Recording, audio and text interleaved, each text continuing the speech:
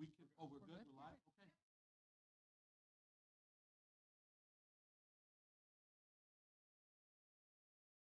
Power went out and everything reset, so we're back. And we're going to let Alexa continue here. And I'll just resume at the, oh, I'll restate the paragraph from before. sure, Every student is different, but that's why accommodations like online resources can be extremely helpful, as they accommodate a large number of conditions, mental and physical. That's why I believe it'd be a step in the right direction to bring back online classes for all students who need them. thank you.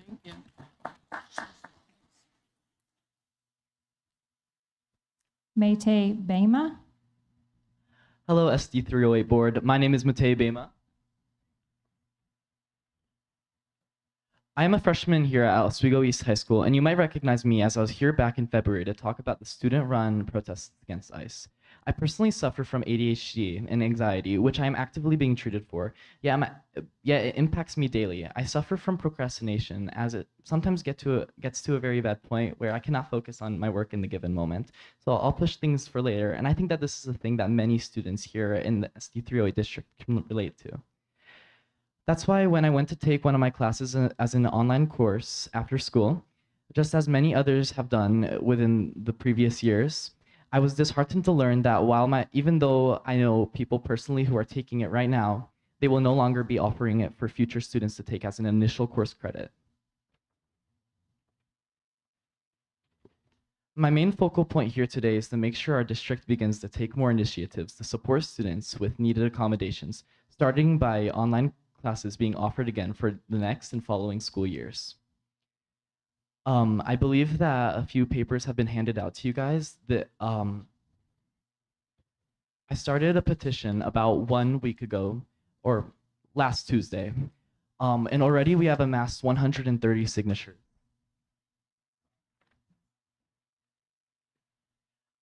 I went and printed out a sheet of everybody's name who signed, and I removed 8 who were not in our area.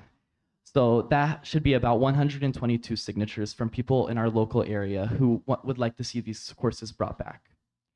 It is truly a testament to show how deeply people in our community care about this issue. While it is only my first year in high school officially, I have been in the middle of a constant fight between my family and the district on and off for the past 3 years. It has been brought to my attention time and time again that this district fails to meet the needs of their students, with students ripped of their IEPs, 504s, and accommodations either not being followed through on or plainly disregarded. Every day is a fight or a struggle for basic survival for a student with disabilities or mental challenges in the SD308 district. Multiple students have confided in me who wish to remain anonymous since starting this petition of how programs that students rely on are being extremely limited, such as the summer and after-school programs and many other initiatives previously offered in the district that have offset their future plans and schedule. A student in our district with accommodation plans are not followed through on, with teachers being uninformed, uncoordinated, and quite frankly a mess with absolutely no structural integrity. Steps to address these issues need to be taken, even when meetings with teachers, principals, and district administrators and counselors happen. They all seem to come with the same result, either extra struggling and overall just the same results, just the same information being repeated over and over again. So I come here today to make sure our voices are heard and that these accommodations stop being stripped away from us students. While these classes are not exclusively for students suffering from learning impacting conditions, these students benefit the most from these classes being offered. That is why it is such a matter to us students, right? Alongside the names of the people who have signed the petition, I provided a page of comments that people left on our petition page. These should be included with different students here at Oswego East and Oswego High School. I also added a list of resources I used and a little explanation of why I think they're relevant. However, unfortunately, the recent decision for the district's following school year to strip away access to most online courses as an initial course credit is a step backward for inclusivity and educational equity. This decision ignores the diverse needs of students like us who require alternative learning formats to thrive academically. In recent years, the importance of online learning has become increasingly evident, offering a chance to many students who struggle in traditional settings to actually learn and enjoy their studies. Research has shown over and over again that online education can lead to improved outcomes for students who need a more personalized approach, catering to their strengths and allowing them to learn at their own pace when utilized correctly. While I get that some concerns of students' performance were brought up regarding online courses, a better designed option for students who rely on after-school programs alongside their actual in-school classes are a desperate need for our students to excel. Some students may not learn well in every online class, but the same goes for as in person. You cannot completely match every student to their learning style, but by providing more options, it most definitely is a step in the right direction. That is exactly why this district should keep flexible options available, but use them in the right way for the right students instead of treating a one format as the answer for everyone when people clearly are different and have so many attitudes of possible issues that may arise, even when it comes to credit schedules and balancing home life. I would like to see a return of these classes brought, and I will continue to put pressure on the district to make sure that every student has a chance of promising education in a high school experience. Possibly reworking how these classes operate could be implemented, such as more in-person sections of the core classes and more work given, or perhaps a weekly timer to help motivate students to genuinely work through and understand the materials, or a weekly goal of how much time a student should spend. All these are possibilities to help reform the courses if needed, so I do not see any major excuse of how the district can strip these classes away. I'm not asking the district to choose online over in-person, but to allow a hybrid model. The availability of these online courses in the districts have provided these students, friends, family, and so many people the opportunity to excel and genuinely learn according to their unique learning needs, allowing these people to truly grasp and absorb knowledge on a self-paced after-school online learning workspace, coming in for tests to check in with their assigned teacher. This should be seen as a support, not a privilege reserved for only students who have failed. If anything, it should be used to help students succeed earlier rather than letting them fall behind and then catching up to them then. Students need to be thought of as individuals with people with futures that genuinely benefit from these accommodations, not just a one-size-fits-all classroom. We urge the SD308 district to reconsider its decision and reinstate online courses. We should work together to foster an inclusive and supportive educational environment where every student has the chance to succeed, regardless of their personal circumstances. Thank you very much. Thank you, Thank Mateo. you. Thank you, Bob.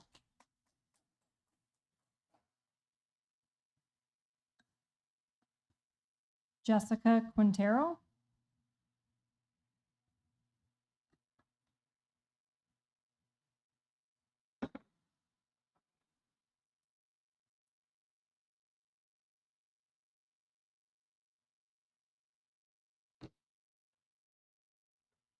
Good evening, board and staff. My name is Jessica Quintero, and I am the HSA president at Plain Junior High. I also serve on the BPAC board, and I'm a proud parent of 2 students in the district. Tonight, I would like to take a moment and share some wonderful experiences we've had at Plain Junior High and highlight the incredible sense of community within our district, thanks to our wonderful admin team at Plank. First, I want to recognize the outstanding support we've received from students at Oswego East High School.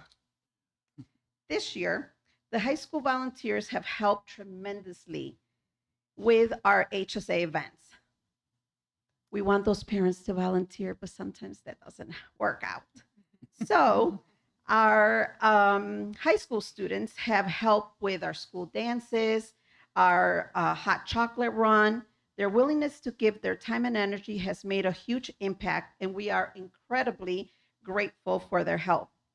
I would also like to give a special thanks to Miss Ann Hiltonbrand. She is my point of contact at Oswego High School, and she has really made this connection and work effortless and seamless. I send her the sign-up links, and she takes care of the rest. I get all these notifications about students wanting to help us. Another highlight that I would like to share is one of my favorite initiatives at Plank Junior High through the HSA. That is our teacher grant program. Each year, the HSA allocates $3,000 to support our teachers for classroom needs. And teachers are invited to submit their grant request. This year, we had a request by Ms. Tutter. She is a teaching assistant working with SPED and RICE students. She submitted a request for adaptive physical education equipment. When I saw the request, I immediately thought about my very good friend, Ms. Katrina Coyetti, who is a physical therapist in our school district. Ms. Coyetti's son, Avery Card, at his young age of 15 years old, was an amazing young man and a quadriplegic. He sadly passed away last year. He was also a triplet. In his honor, a scholarship fund was created. Through that fund, the Rice students at Plank Junior High were able to receive a $1,000 donation to help purchase adaptive equipment they needed. The HSA board also approved $750 for that request. This moment truly felt full circle. Physical education was one of Avery's favorite parts of school. It is incredibly meaningful that this first donation is supporting something so close to his heart. It is a beautiful way to carry his legacy. In addition to her generous donation, Ms. Coyetti reached out to both high schools where students will now be working creating adaptive equipment as part of their coursework for future needs. I'd like to recognize the students at Oswego High School for their help, Ms. Hilton Brand, Ms. Coyetti, and the Avery Card Scholarship Fund for their generosity and their vision. This is what makes our community so special. People coming together, supporting one another, creating opportunities that truly make a difference. I am incredibly proud to be part of Plank Junior High, our HSA, and this school district, not just as a parent, but as an avid volunteer. Like Dr. Galgadi said, this was not part of my speech.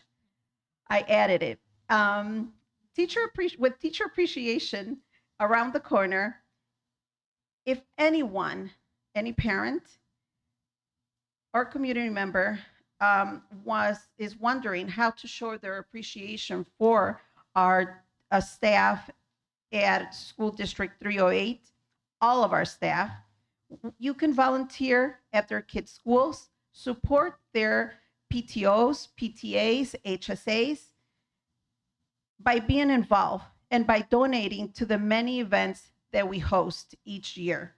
With that, I would like to say thank you.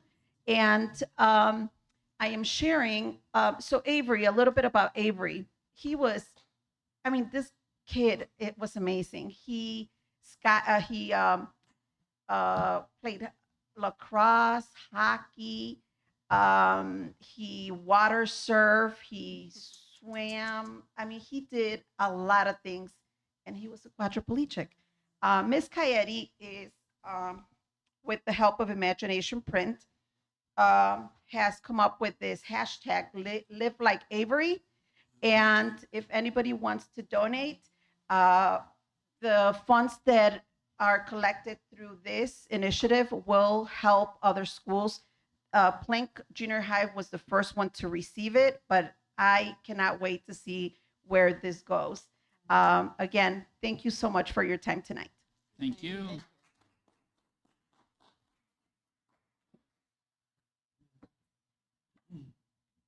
Christina Hodge.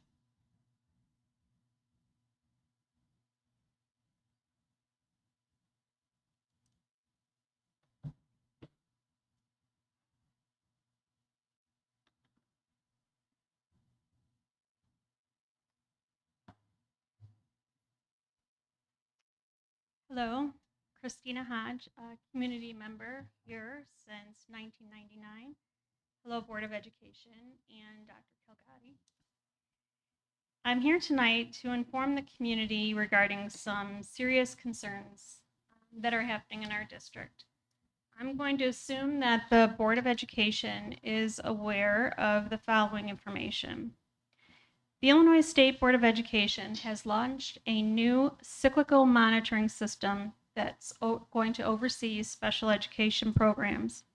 Instead of just reviewing paperwork once a year, the state now uses a rolling 6-year audit cycle to perform deep dive evaluations of every single school district. Oswego School District is in cohort 3. This means that their formal monitoring window will begin in the 2026-2027 school year. Why is the district in cohort 3? The Illinois State Board of Education does not go in alphabetical order. Districts are placed into 6 different cohorts based on a risk-based assessment. Being placed in an earlier cohort, 1, 2, or 3, indicates that the state has identified specific data points that require closer attention sooner. There are many examples of why districts such as ours could be in one of these earlier cohorts in this program.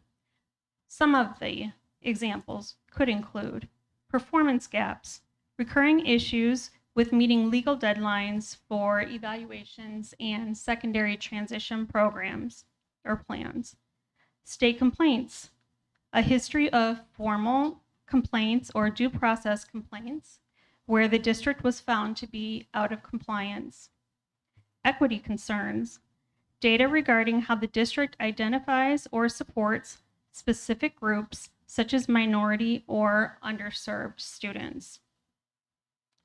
Another concern could be lack of transparency. Of grave concern to me is that the outward-facing communications to the community from the district is that they care deeply about the students' overall well-being, specifically including their mental health. However, internal communication is quite different. Should a student go to receive the treatment that they need to care for their mental health, behind the scenes, the district could refer to that student as going to a psychiatric ward for help, which is very stigmatizing, very disappointing. It's not going to encourage students to go and get the help that they need. Another reason why districts could be earlier have risk-based assessment earlier in the cohort could be restricted placements. High number of students being placed in separate or segregated settings rather than the general education classroom. For example, say the district's transition programming. If it defaulted to 100% special education, that would be a violation of least restrictive environment, which is something that the Illinois State Board of Education takes very seriously. How this is different than it used to be. In the past, monitoring was a desk audit. Now there'll be a self-assessment, but there will be a state deep dive. ISB will monitor and then will come to perform verification review. They'll pull a random sample of student IEP files to see if the district's self-evaluation was accurate. There was a public forum meeting not long ago regarding the district finances. The very end of that recording, there was a reference to the fact that if a student or parent goes into process and the district has to fight, quote, the parents on the back end, and they win, furthermore, they could be responsible for attorney fees. The truth is, if a student and a parent is the prevailing party, that means that the district did not provide that student with a free, appropriate public education. Providing students with free, appropriate public education should be priority concern, not fighting parents or students on the back end.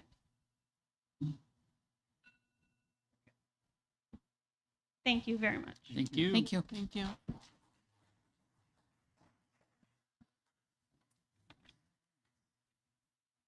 Thank you, everybody.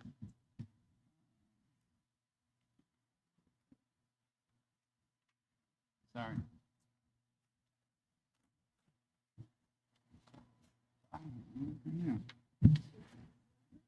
All right. Section 8. 8.1 is student board member reports.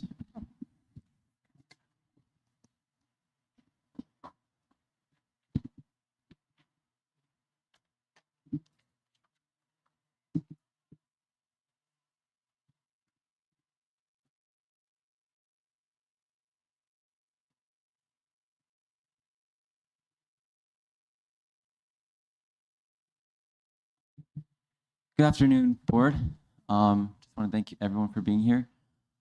So today we're going to give our final update on SSAC. So at our previous meeting, we celebrated SSAC's accomplishments, and we had everyone attend, and it was just a great time to get together and celebrate everything. We did get a chance to reflect on SSAC and to see how how we've done this year, our progress, and to define it into terms of glows and grows.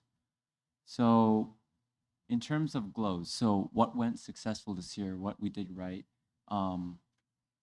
being a part of other organizations that focus on student voice like Coalition helped navigate SSAC.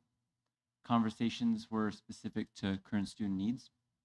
Students were able to freely share thoughts, opinions, and ideas without fear. All students were heard despite their personal background. This was truly a nurturing environment for everyone. Everyone listens attentively, and being a part of SSAC built student confidence in everyone. Space was created that was comfortable and allowed students to be vulnerable and grow. We were able to create structured action plans, and we implemented those. When we engaged in work, roles were assigned based on student preference, but everyone was encouraged to try something new and to build confidence and gain experience. And SSAC had the opportunity to partner and collaborate with student groups at both high schools that focus on amplifying student voice to gain that support. And SSAC board ambassadors and alternates met with Ms. Pryor every Wednesday. Weekly meetings should continue with whomever is leading SSAC next year.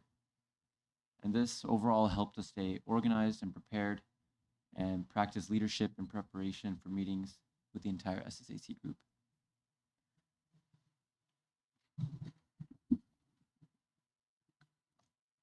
Hello, good evening, Warren. Hello. What a rainy afternoon. Not afternoon, evening. Yeah. So, as we discussed our accomplishments throughout SSAC, we also wanted to talk about some grows for the future of SSAC and future board ambassadors and alternates.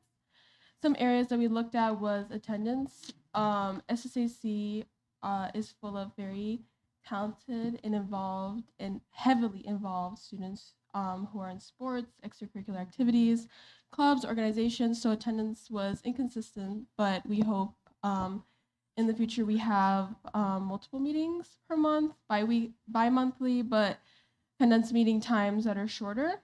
A lot of students recommended maybe morning meetings from the times between 6:50 a.m. to 7:20, so right before first period starts in the high schools. We also talked about communication with SSAC members through Remind, an app that a lot of teachers and organizations use to directly contact students. Most students usually check text messages more than their email and GChats. We talked about working more on planning first semester execution into second semester, especially with coming with our lunch and learns where we had to push back, but we executed it successfully in the end. We talked about clarity in communication when recruiting students from other clubs. So we wanted to expand SSAC, not necessarily like if you were to interview, you're automatically in SSAC, but we were talking about how we wanted to kind of expand it to all groups, such as extracurriculars in both high schools. That would recruit more students to join, and it would advertise more to increase membership. And a recommendation that we had for our board members was that in the interview process, maybe mentioning if you are not chosen to be an ambassador, do you still want to be a part of SSAC and kind of understand what our organization / club really is about? And if they're willing to prioritize SSAC as a commitment, especially since a lot of them are upperclassmen, are you willing to commit your time? Because it is a huge time commitment. And then with that, upcoming events, we have Oswego High and Oswego East prom coming up next week.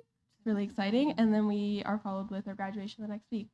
But David and I want to take this time to kind of give our thanks to everyone. So I'll hand over the mic to him. Yeah. Are you coming next board meeting? We have a chance to thank you guys. One more. You got to give us one more. I mean, I see you guys the same week, so. Okay, we'll talk. Okay. No, honestly, this has been such a great experience. I would just like to sincerely thank all of you who have made this experience, so meaningful. Being able to be on this board, the tradition of celebrating the success of accomplishments from staff and students has, truly uplifted the culture in this building and throughout SD308, and I can feel that impact. It's like not often a student can gain such a rare experience and participate in such important matters. So I just truly want to thank you for that. Witnessing all the projects begin to grow and come into fruition with all the presentations really is very eye-opening for me. And being able to provide my perspective at times has, not only strengthened my confidence in speaking up, but has also built my ability to adapt to the situation at times, communicate clearly, and collaborate, with others from different backgrounds. This experience has helped me develop stronger leadership skills, learned how to, engage with different viewpoints for sure. It's also taught me how, the importance of being committed and being consistent. It helped me understand, how the little details truly do make a difference, and how your small actions, like being prepared, being engaged, being attentive, they really do add a meaningful effect to the progress over time. And I can assure you that next year's board, I already had a couple friends approach me this past week, and they were talking about applying for the board. I'm like, yeah, you should definitely apply. It's a great experience to, for you, and you'll learn a lot. So I'm, grateful for next year's board. I just want to take this time to also thank all the teachers and students who were able to attend the Lunch and Learn and help make it such an engaging and valuable experience.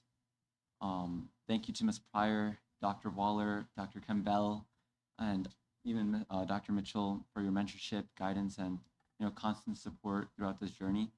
Your advice and encouragement have truly made a lasting impact on me. Thank you to the members of this board for your time, dedication, commitment to supporting students and our ideas. Again, seeing how you're making such a big impact in today's world is truly gratifying.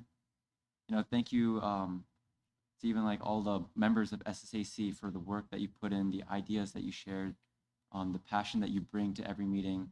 It's truly a wonderful opportunity that I experienced. And finally, thank you to our board members, Joelle, Vinal, and even Sahar.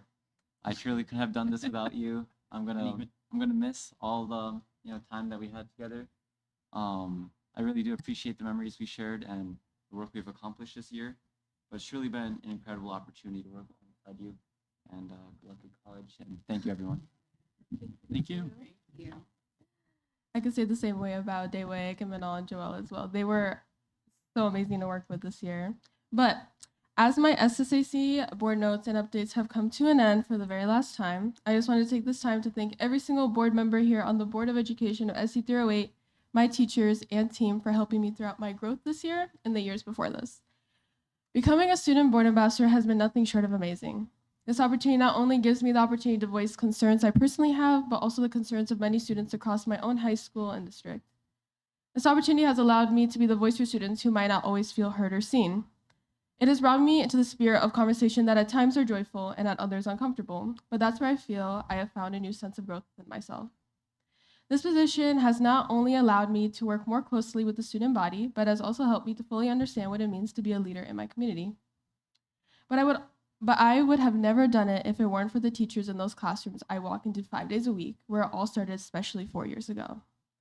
I wanted to thank the Board of Education for seeing something in me to have upheld this important position and trusting I would give my 101%. I feel endlessly grateful I was given this opportunity and position, and I hope I met your expectations of my role. I also wanted to thank all teachers and staff members at Oswego High School who pushed me to become the best version of myself and speak my mind, even if I knew my voice would shake.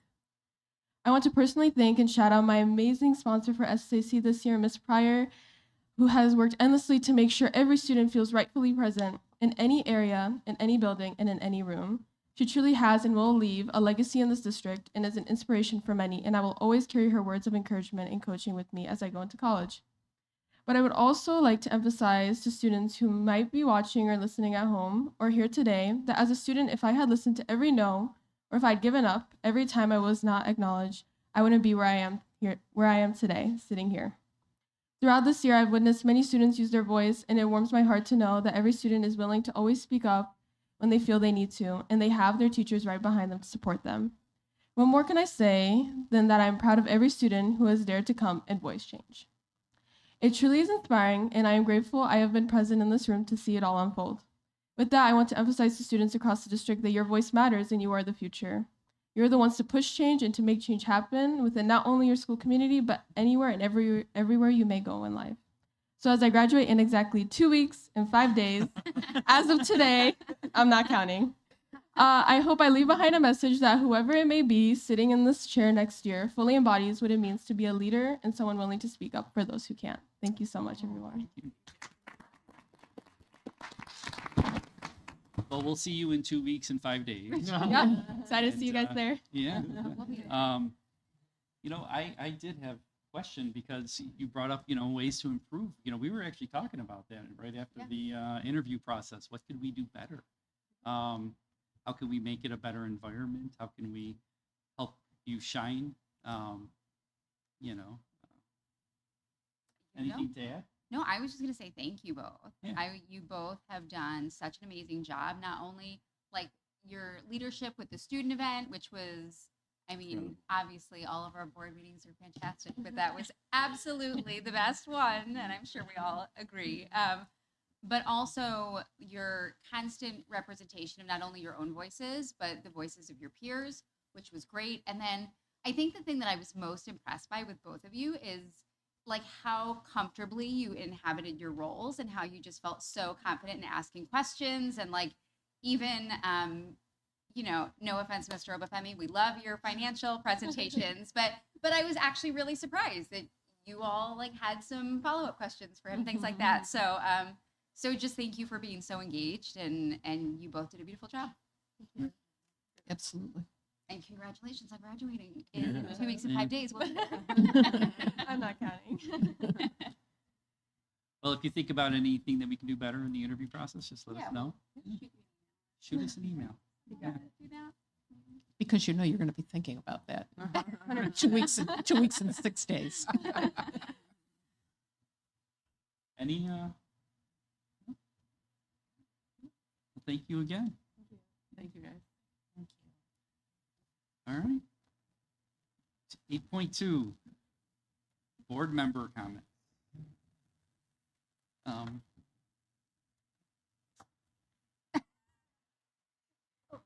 I could go.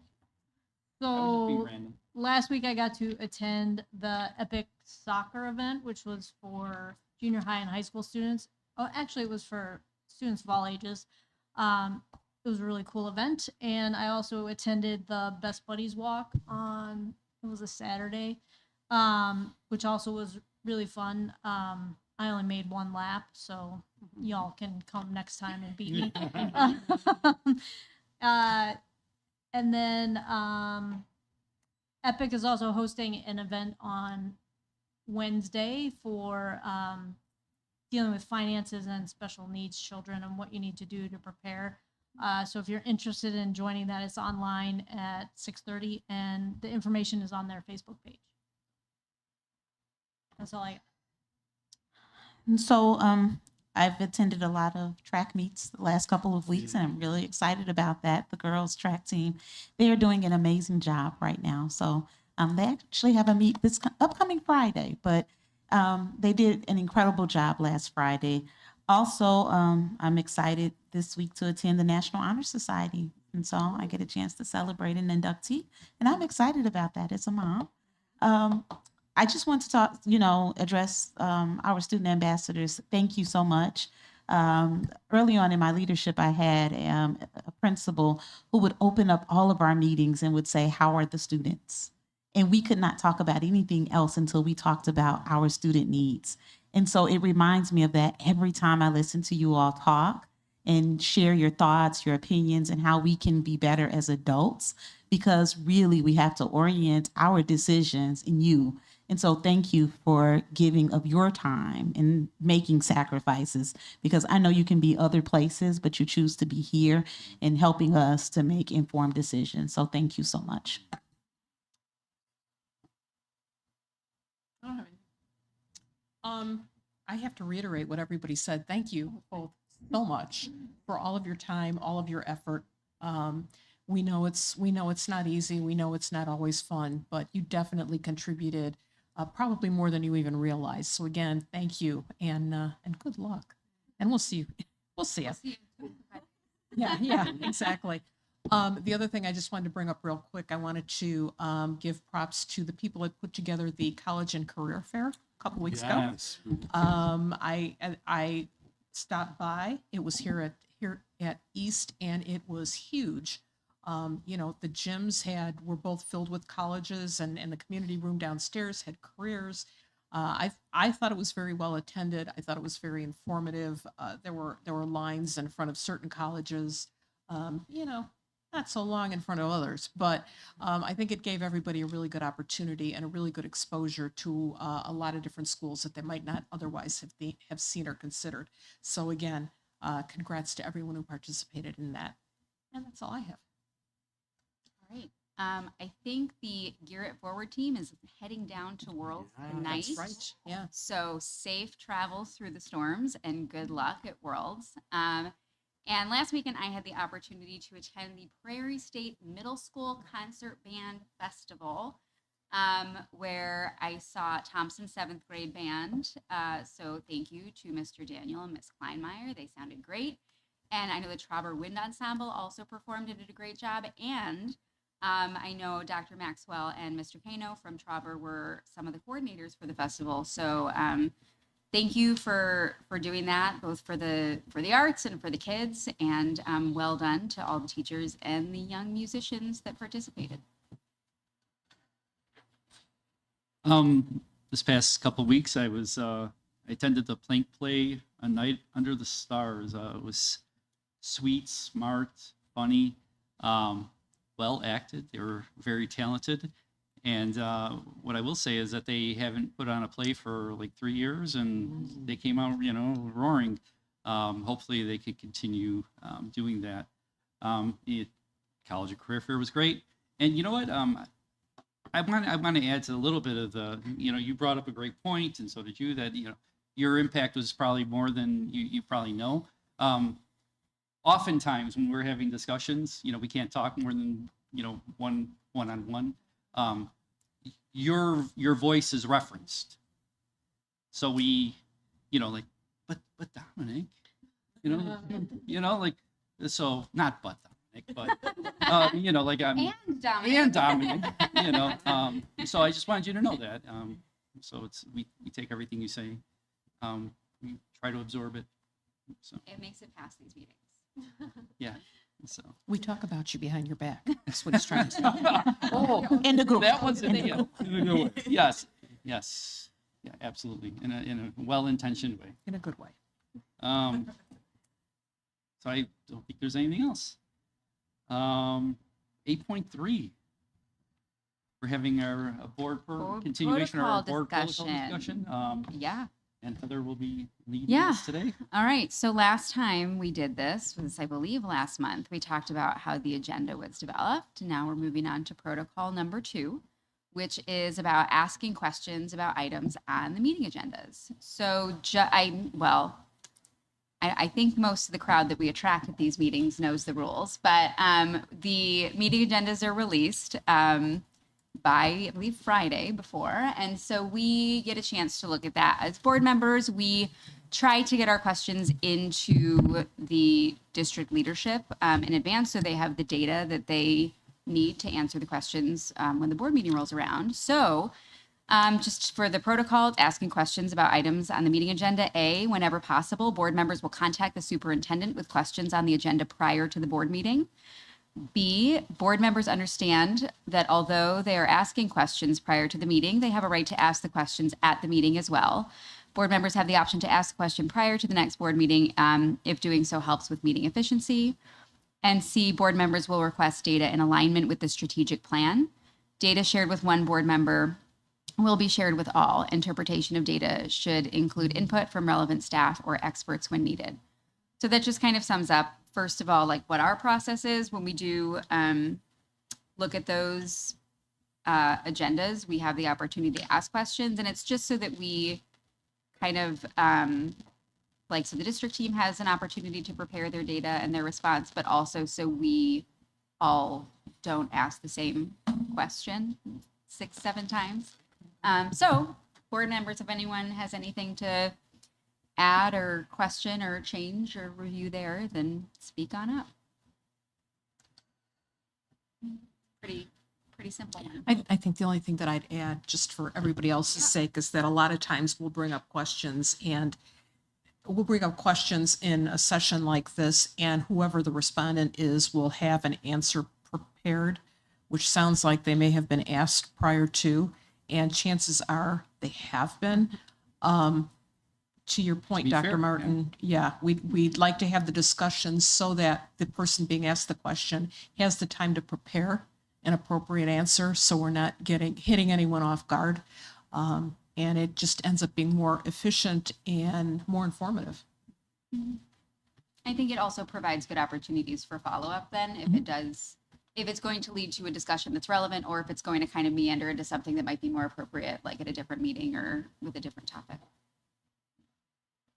I was just going to say it's helpful because oftentimes it supports like your own schema, right? It's really about foundational knowledge, and that you're not asking a lot of questions. Like, I'm really building some background and some understanding before we're trying to make a decision. And then also thinking about questions that's relevant to the community. And what I mean about relevant, like, the community may already understand certain background things about the topic, but then as we think about, how we're moving forward, being intentional with our questions as well. So you might not hear all of them, but some of them, it's really 20 questions just building background knowledge, if that makes sense. I think the communication is also helpful because we all have very different schedules throughout the week. And so some people are able to look at the agenda as soon as it's posted. Other people might not get to it until, I was going to say, super late on Friday night or maybe Saturday or Sunday, depending on the person in the week and what else is going on with life and work and family. But kind of seeing the questions that have come up and knowing kind of how the conversation will go, not only what information's been added to it through the questions, but also how the conversation is going to go in the meeting is always really helpful. One thing that we've, so if you don't get your question in, or, during the meeting, if the answer is not available to them, they just got the question right at that meeting, there's an opportunity for them to, inform us after the fact. And so what we've built in, you probably noticed this, is after we go to action items, we say, any further discussion, and that's because you might have new information that you want to bring up or anything along those lines. What just happened? Lightning behind Oh, you, just sorry. lightning? Oh, okay. That's pretty cool, Dominic, actually. Oh. Yeah. So, Question. Light effects now. The power, Dominic. oh, geez.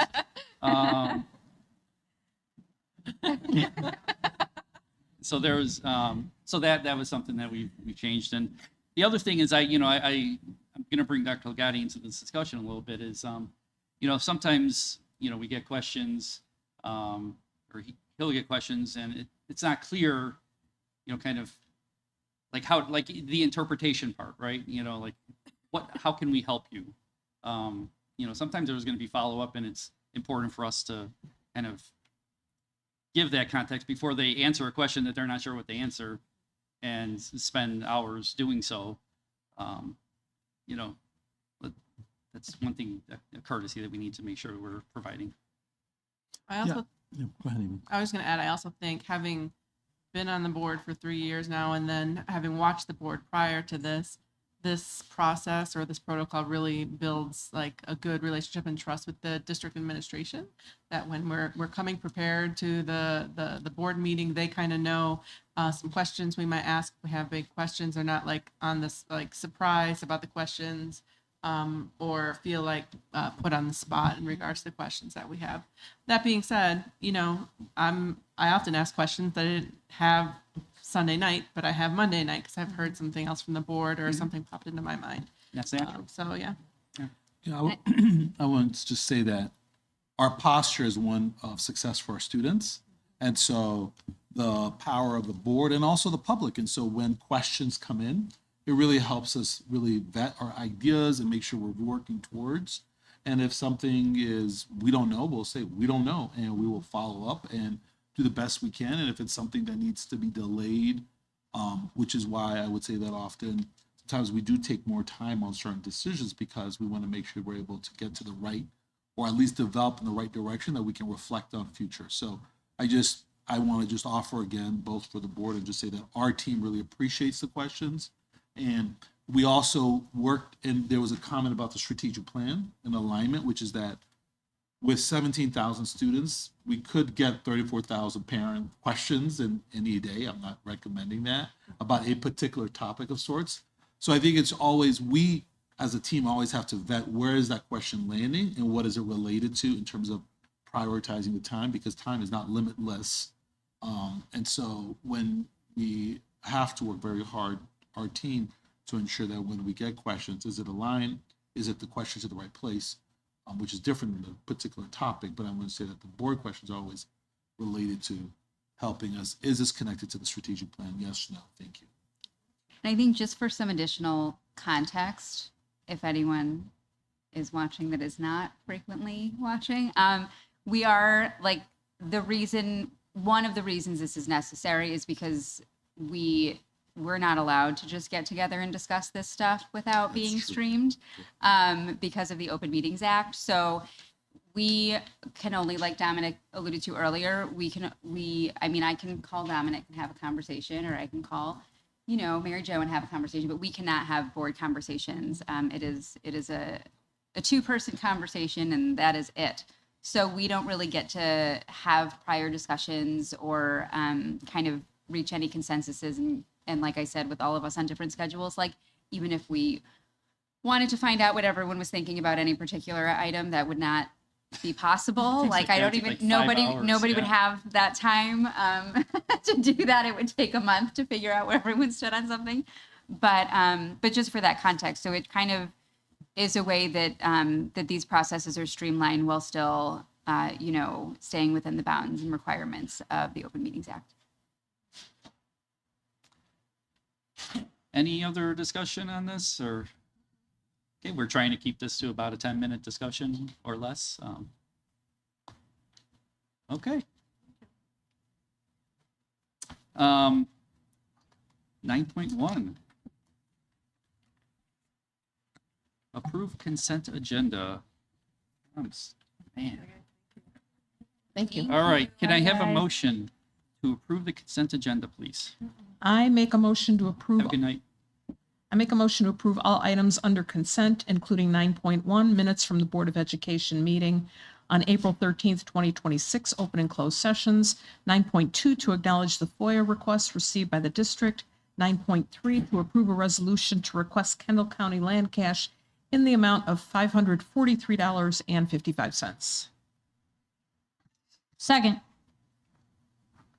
Any discussion? No? Ms. C? Aye. Dr. Polak? Aye. Dr. Martin? Aye. Mr. Cerrone? Aye. Ms. Wenmuth? Aye. Dr. Murillo? Aye. Motion passes 6-0. Information item 10.1, financial information. Thank you, Mr. President. We included the financial information for the end of February in the Oh, in the package there. And the data is in line with what we expect at this time of the year. There was no variance of an outlier. So the budget to actual is where we need for it to be. Revenue to what was budgeted, as well as going back data for the last 5 years, everything is in line to what we expected. And as far as the CPI data for the month of February, the increase was 30 basis point, which is in line with what we've been expecting. Now, the one that we will bring next month will be a little different. For the month of March, I think the CPI for that month, which will be in the next month's memo, was 90 basis point, which is the highest it's been since 2022. So,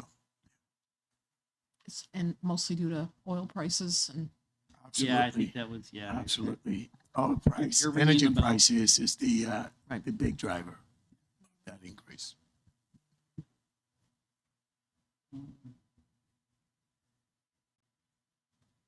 Yeah, with BoardDocs down, you touched on the things that I had looked at. So did anybody have any questions written down or anything? No. like Word paper, docs down, we'll just fly through it. written down on like paper. We have the internet. You could have typed it. No, I just, no, I'm glad that I made sure to look at everything for sure. All right, we're going to 10.2, the Lakewood Creek and the Wheatlands Carpeted Gymnasium flooring replacement RFP. And is that also you, Mr. Obenfebi? I will tee it up, and then I will have Mr. Shonzi close it out. Oh, okay. So what we did an RFP for the replacement carpet at Lakewood Creek and Whitland. Those carpets are original to the building. And we can only imagine that's the same carpet they use to eat on, and also to play sports on. And they're original to the building. And so, We know there's lots of organic material. so Thank you. as Yeah, far we as, get as far as the funding Yeah, they're dirty. to pay I for want the this, community to kind of understand that too. if the board remember back in November of last year, the district applied for school maintenance grant, and we were awarded that maintenance grant. And that's actually paying for 50,000 of the 121,000 Oh, okay. Very nice. submission that we get from the IRP. So we're coming out of pocket for 71,000. But those carpets were long replacement. And they're in the gym. I was trying to just imagine that. Yeah, and What color? Just out of As, curiosity. as a Green? Lakewood Creek, former Lakewood Creek parent, I can tell you they are absolutely. Oh, I couldn't believe it. Okay. Yeah, that's why, with the long-term plan, that we were unique in Yeah, I our don't- usage of carpet. Somehow I missed that. I was reading it this Saturday and I said, this is a typo. No. There's not, okay. Mm-mm.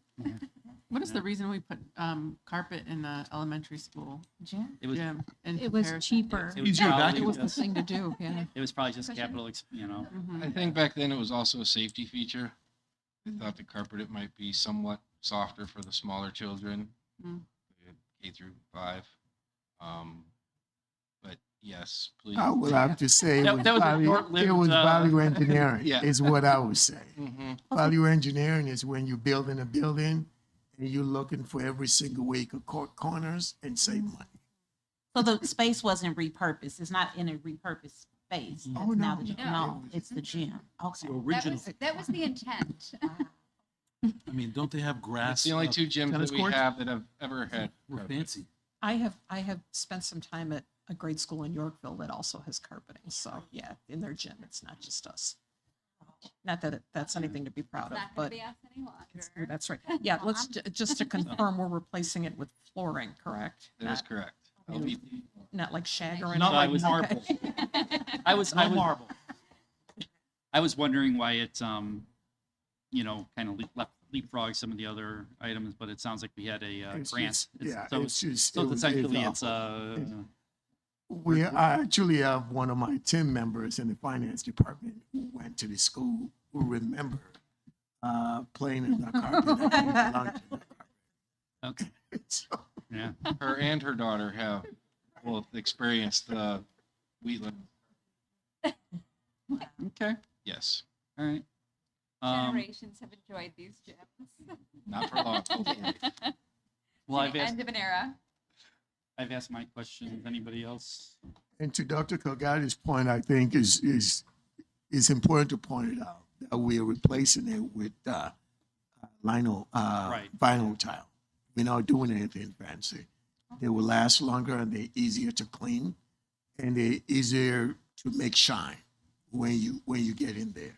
Wait, is it the square tiles or is it like sheet vinyl? It's a square tile, Okay. which means that if one goes bad, you can just pop it out and put another one in without replacing the whole thing. So it's something that's functional and also economical. And it's a large space. So. Any? Thank you, Mr. Obafemi. All right. 10.3, the Science and Spanish Contemporary Human Geography Curriculum Resources. And thank you for your patience.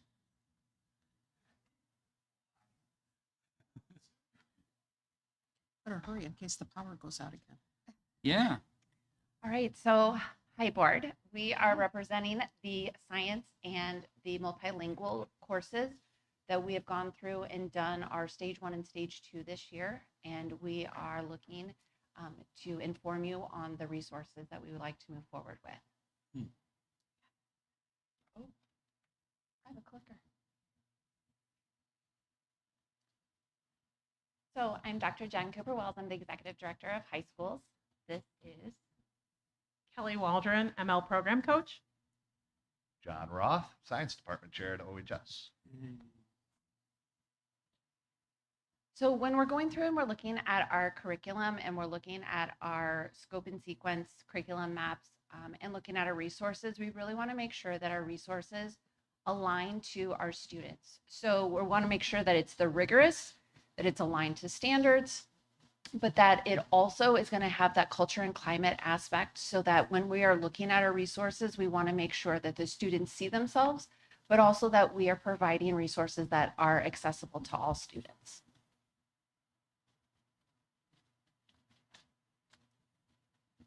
So for science, we focused on 3 of our core classes. We focused on biology, chemistry, and earth and space science.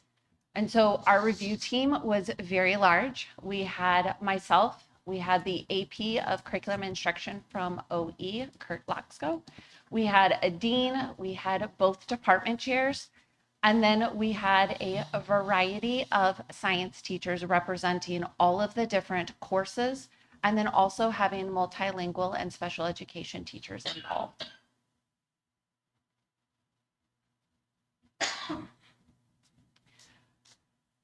Science is unique in that it's been working on their curriculum map and scope and sequences for several years and close to a decade. And we're now finally to the point where we have landed the plane. We have our curriculum maps, we have our scope and sequence, which is something that the team has been working on for several years. And we're finally able to say that we have those with common assessments that we'll be ready to implement in the fall. And so we worked prior to the school year with lots and lots of conversations happened, wanted to make sure that we were all in alignment and focused on the next gen science standards. And then in January, we pulled the team together and we actually started putting down on paper what our curriculum maps and our scope and sequences were. Then we started working on our common assessments, and then we started looking at a variety of resources. And so John will walk through the different resources that we have chosen based off of the ones that we have brought in vendors. We had one that was zoomed in from England, which was amazing. It was like 3 o'clock in the morning for them, but it was 2 o'clock in the afternoon for us. It was great. And then going through, looking at everything, making sure that we have our resources. We're presenting the resources for information to you now. We will then put it on a 30-day review. And then in June, we will come back and ask for you guys to vote on if these are the resources that you approve for us to use moving forward. So when we were looking at our resources, there were several things that we wanted to consider. One, we wanted to make sure that we were aligned to the next gen science standards, that we were looking at the social emotional learning standards, and that we were being culturally responsive in teaching leading standards. With a combination of all of those, we then wanted to make sure that the resources also align to our curriculum maps, our scope and sequences, and the common assessments that we were creating, and the course objectives. When we were actually going and diving deeper into the resources, we wanted to make sure that they were hands-on. We wanted to make sure that they were inquiry-based and that they were interactive. When I first came into the district, I realized that the last time we had done any type of curriculum renewal for the science department was 20 years ago. So we really needed to update where we were, make sure that we have an online platform for the text so that we would have textbook resources in our classroom, but that students would then be able to use their Chromebooks and have access to the text at home. We also wanted to make sure that we had multilingual resources, and we wanted to be able to make sure that we were pushing and offering those college and career connections so that our students were still being able to increase their rigor, but also then see what the connections of the different science activities that they were doing and how it connected to careers. And then we wanted to make sure that we had the online resources for both the teachers and the students.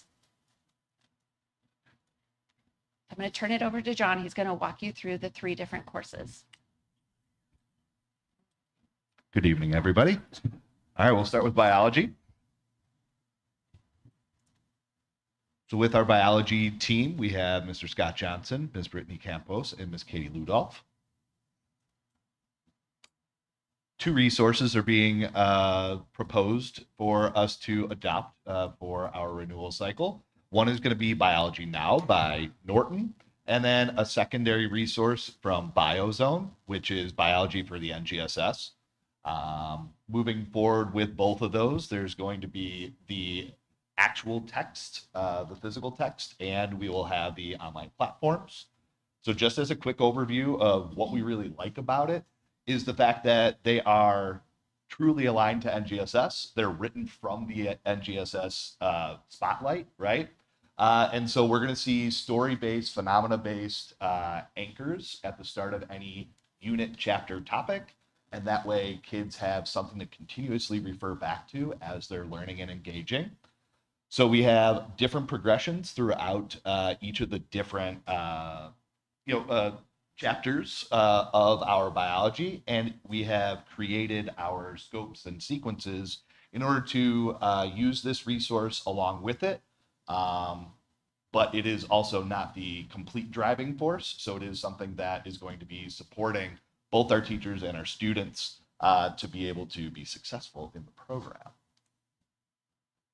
This will be this is more of like it's almost like a workbook setup where it is activity based the whole way through with, it's like a combo of a text to workbook type of format where it's again 100% aligned to NGSS, and they lay it out for the student as they're doing it.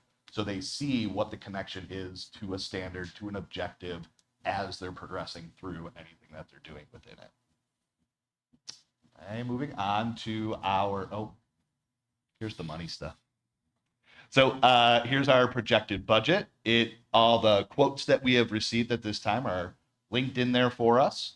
And you can see we have future cost considerations for consumables that would come in upcoming years that we'd like to also investigate trial. Gizmos is something that we have used in the past, and we would like to continue to use it to help support the programs, especially from a interactive online perspective. Again, it makes it way easier for us to differentiate and kind of access all of our diverse students. Is Gizmos like a thing, or is it an online platform? It is an online platform. All right. Yeah. All right, our chemistry team.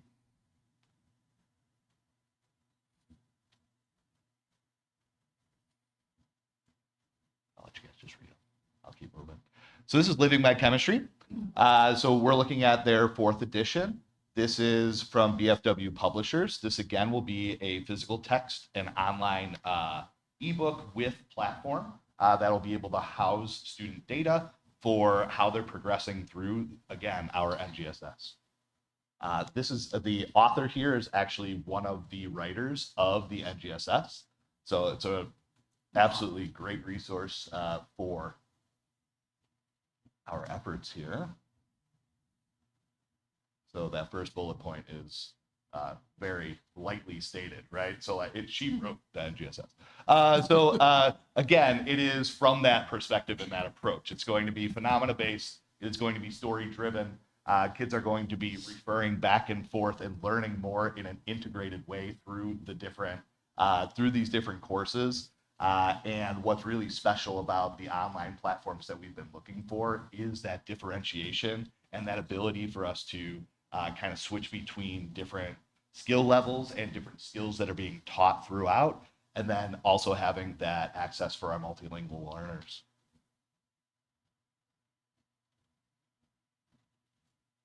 Here's the money again. Same thing. So future costs, the Gizmos program is something that we pay for right now, but we pay for it kind of, in my opinion, inefficiently. We do it on a one-year renewal every year through our own budget. But this, what we'll consider moving forward is being able to purchase it on a larger scale to help support what we do. And then we have our Earth and Space Science team. Okay, 2 sources here. First one on your left is going to be Earth Science, the 3rd edition. This again is going to have a very diverse online platform. It's beautiful in its design. And the SmartWork GeoTours Guided Learning Explore 3D, it uses some really cool technology for us to explore via the internet, since we can't pick our kids up and move them around the world to look at these things. They have some really cool, the GeoTours and the Guided Learnings and Explore 3D are really cool resources in order for us to really engage with some of the earth science. And then next to it is the laboratory manual that goes along with it. So again, it has NGSS aligned lab experiences for our students to engage with.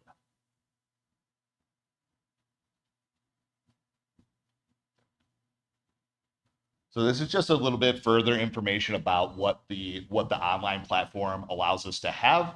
The SmartWork is another, it is a student platform where we can see how they're progressing through different standards and different engineering practices. And then again, just kind of their suite of things is quite nice to move through. Then again, the manual that goes right along with it. It also drives into the GeoTours, which uses Google Earth. That really brings us to the actual places that we'd like our students to see. And again, from that lens of there's some sort of anchor phenomena for everybody to come back to.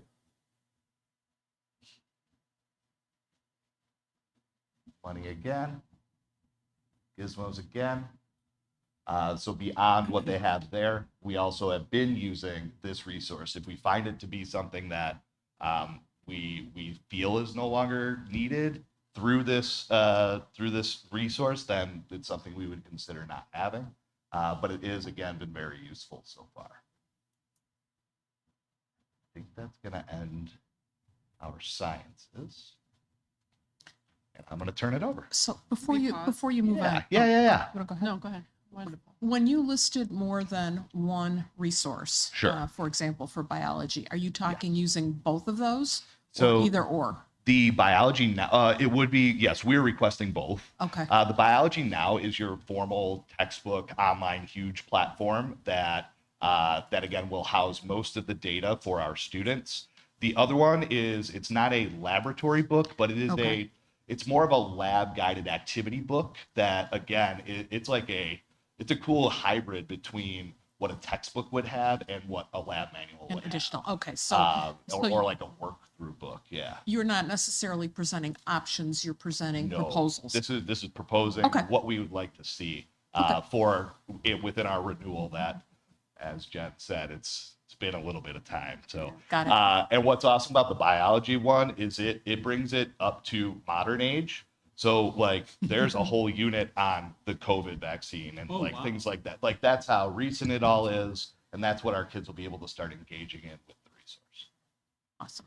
I'm really happy to see a lot of this curriculum work for science coming through, because I know that our district has had a lot of stops and starts in regard to curriculum work, and often, I don't know why, but science sometimes is like number 3 on the list, right? It's language arts, math, or math and language arts, and then science.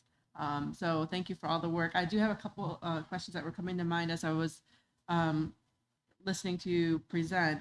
Because I heard, and I think for biology, you have, I forget what you called it, biology and chemistry, I think you said lab manual and like a workbook of some sort. Are those consumables, or are those? What we're proposing for the biology, Yeah. it wouldn't be a consumable. Okay. It would be a class set and then teacher resource. Okay. And then chemistry does not have like a secondary. It is just one program. Okay. But the Earth does have a second program, Okay. a lab book, Okay. that again would be classroom set and teacher opportunities Okay. to be able to access all of its features. Okay. Thank you. But yeah, we wanted to have the ability to still have students physically and online access it, Mhm. especially in scenarios where they may not be in the classroom, Of course. to still experience those things. Mhm. So in making our decisions, we shouldn't look at this as a 20-year investment. Or maybe you should. That just I'm- keeps I'm- renewing yeah, and renewing and renewing. I know this is probably part of the Wait, rubric we have you a use. cycle We do have a cycle now. It's been a priority. I will say that as well. So considering that cycle, these are 4-year preparations. So to bring us back to this moment in the cycle. I know this is part of the rubric. I believe it's part of the rubric that you utilize to evaluate resources, but they have language supports for multilingual learners. That's correct? Yes. Yeah. Okay. All of them? That that drop down button. Yeah. It just goes forever. Just had to ask. Yep. Thank you. Any other questions? These are going to be available at the district office. Yes, to they'll be review? there for 30 days. Sorry, You I may have one have more a question. Yep. Yeah. Well, I was. This is one package, so. Yeah, there's Sorry, I'm the science guy. Yeah, I have Well, one more question. Don't go anywhere. I was hoping. Don't go anywhere. Next, Kelly, and then we'll come back to you. So. Okay. Well, Can I ask one more question about the science? Yeah. Are we moving on from science? We are. I mean, we're never moving We're on gonna from never, science. but we're Never. going over to Spanish. Do we know if as part of our process, do we consult with other districts that have used these resources to see if they are satisfied with them? And if so, We had reached out. I'll go ahead and talk. We had reached out to multiple surrounding areas, and then we also reached out to all of those resources that were recommended. Okay. And then through this team, this is what we thought was bringing us to that level where we wanted to be in Mhm. terms of really revamping the material that we had available for our students to learn. Mhm. Many of our resources now are currently from the early 2000s, Yeah. and things have advanced. And so yes, these were materials that have dates that are newer. So many of the districts have not even gone to this level yet. So we Mhm. would be beating some districts to the punch. Hey. Good. Awesome. We'll be the cool kids. Thank you. thank you. Yeah. All right, on to Spanish Contemporary Human Geography.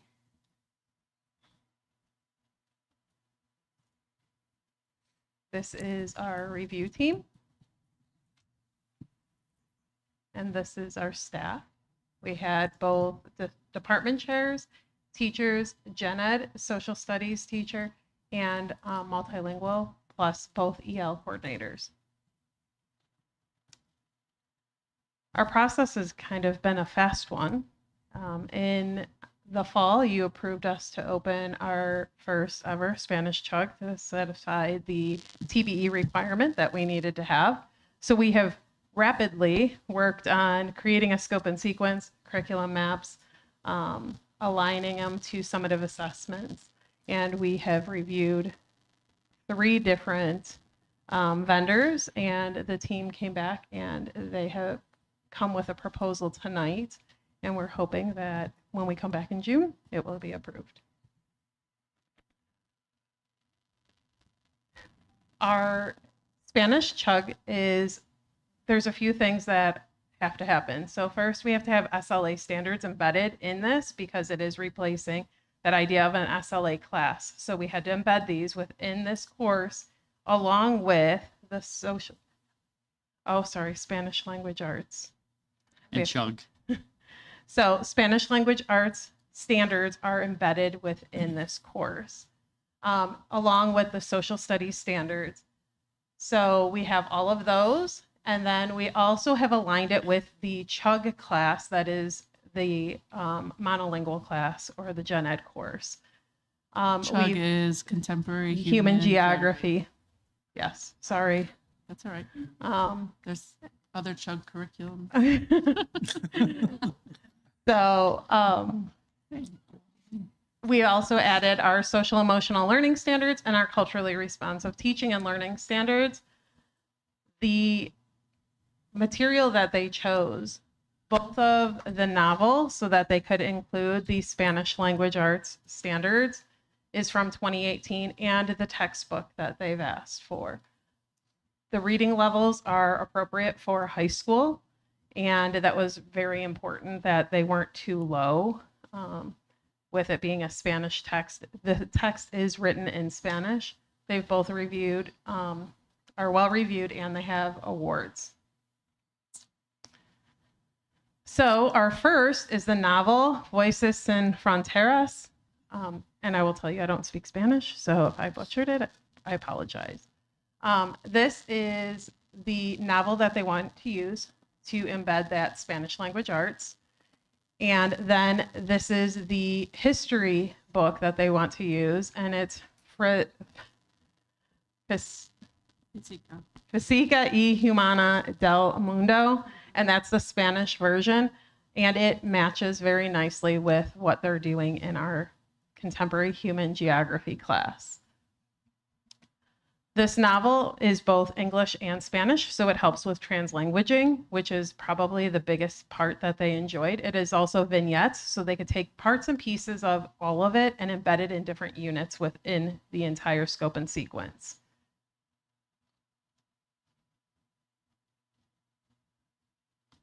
The text, the biggest selling point is it mirrors a lot of what the students will be doing in the contemporary human geography class, so that students can have from the Spanish version to the English version class, they would be able to have conversations and be doing similar things. So it would mirror each other, but they would be getting it in Spanish, which is important for them. Here's my cost proposal. Right?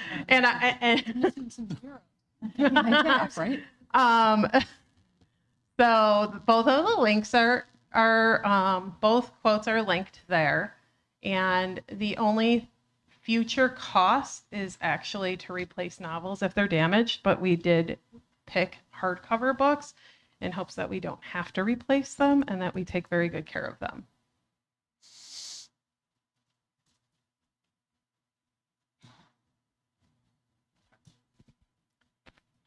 Are there any questions for Kelly? I do have a question about is for the current human geography course in monolingual English. I'm assuming they have a textbook of some sort. Does that textbook, do they offer a Spanish version of that textbook? And if so, what are the reasons for going with something else? They do not. Oh. So it was very hard to find contemporary human geography texts. Actually, Dr. Campbell, when she was still here, helped to reach out to districts very, very far away, and we got a few more. For some reason, it's not a common class, but our team had decided that's the class they wanted to use. So it does not come in Spanish, but we did reach out to them at first. Okay. The I'm thinking of future curriculum cycles. Would it be best practice or to have this course along with the monolingual version of the course on the same cycle eventually? Are they similar enough in regards to credit and et cetera too? I would say moving forward, it would be a good opportunity to have them work in tandem so that the Spanish version does have similar standards. They have extra standards, but that they do have similar units and. But they'll have a lot of the same standards as well, correct? Yeah. Yeah. Okay. Does the current textbook that you're proposing, do they offer an English version of that textbook? Yes, they do. Okay. And the resource, we have an English version on hand. One of our teachers probably have it right now because they were using it for some planning, but yes. Are there online components to this? There is no Spanish online component. And that's just, it seems like it was scarce findings as it was, right? Yeah. So there was, this is McGraw-Hill. The other one was Nat Geo. And then the third one came in and it wasn't really appropriate. It didn't even match what we were asking for. Okay.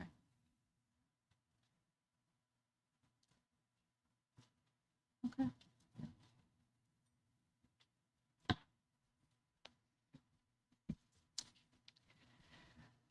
So then here's the wonderful chart that has how much all of it's going to cost if we were to propose all of it.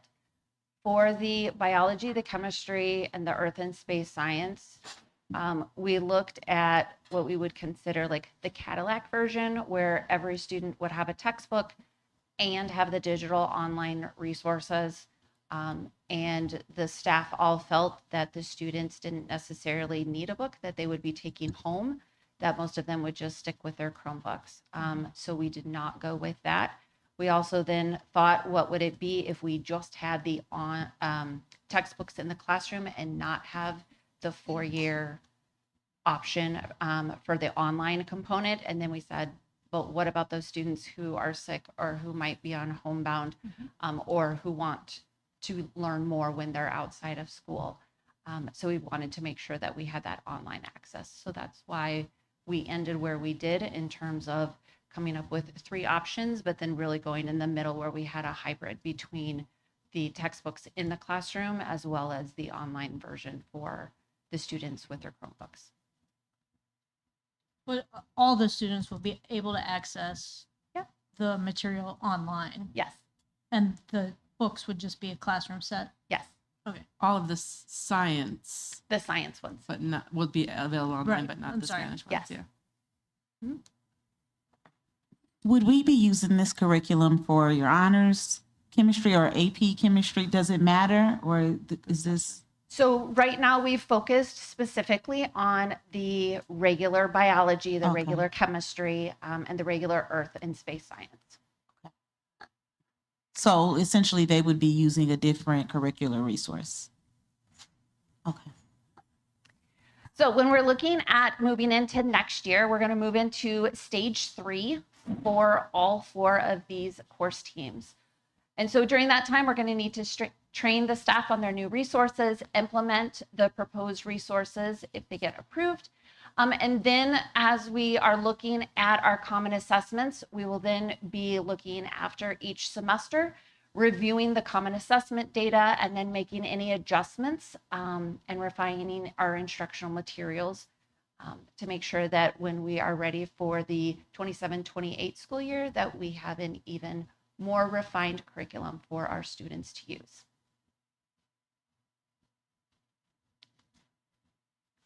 Next steps. So starting tomorrow, to your point, we will have at the district office all of the resources available so that anybody in the community can stop by with Miss Betty at door number 1 and be able to look at all of the resources. There will be a QR code in order for community members to scan and then provide feedback to the resources.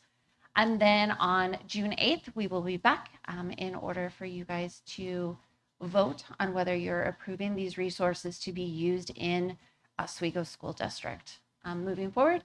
And then anything that is approved and that we have in the budget, then after July 1, we will have purchase orders ready to go so that we can have them for the start of the school year. I feel like we need a new battery. So thank you. I want to just thank you all first and foremost for your effort and your commitment and your collaboration. I know that it was really a collaborative effort that took a lot of commitment and stick-to-itiveness to get through it. I think I know that our students will benefit from this kind of a refresh, and I'm excited for it. John, would you mind speaking a little bit about what you think allowed this accelerated experience now to go from a broad period of time to a more focused experience where you were able to close this deal, so to speak, right? So what changed for your team, and what are you excited about, and what are your other staff excited about as you guys think about this? Yeah, there's been a pretty good buzz around it, and I got a staff member here. I might call her up to say, yes, I'll call you. We got a staff member here, so she may want to come and join us here. But no, just the buzz around it. Like again, we had a laid out, thoughtful plan moving forward with this year, and once we had the team together, we paid just like homage to all the work that had been done prior to this year. So last year we were trying to do that as well. So that was my first year into the district, and just seeing, kind of learning the history of what this renewal cycle has gone through. In my mind, this became a priority number one. Like, we have to move it, and we got to get to an end point, and we really gotta kind of, we gotta lock in and like figure this out. Okay, sorry to use the words lock in, but we had to. And I think that's just kind of what motivated it. Once we got everybody on board and in there, we kept the excitement up around it. We got through looking at how we've already done so much work to bring NGSS alignment into play, look at SEL standards, look at the CRT standards. We've done a lot of this work. We've just never put it on paper and showed it to everybody. And so once we kind of made that realization, we were able to start cooking through the process.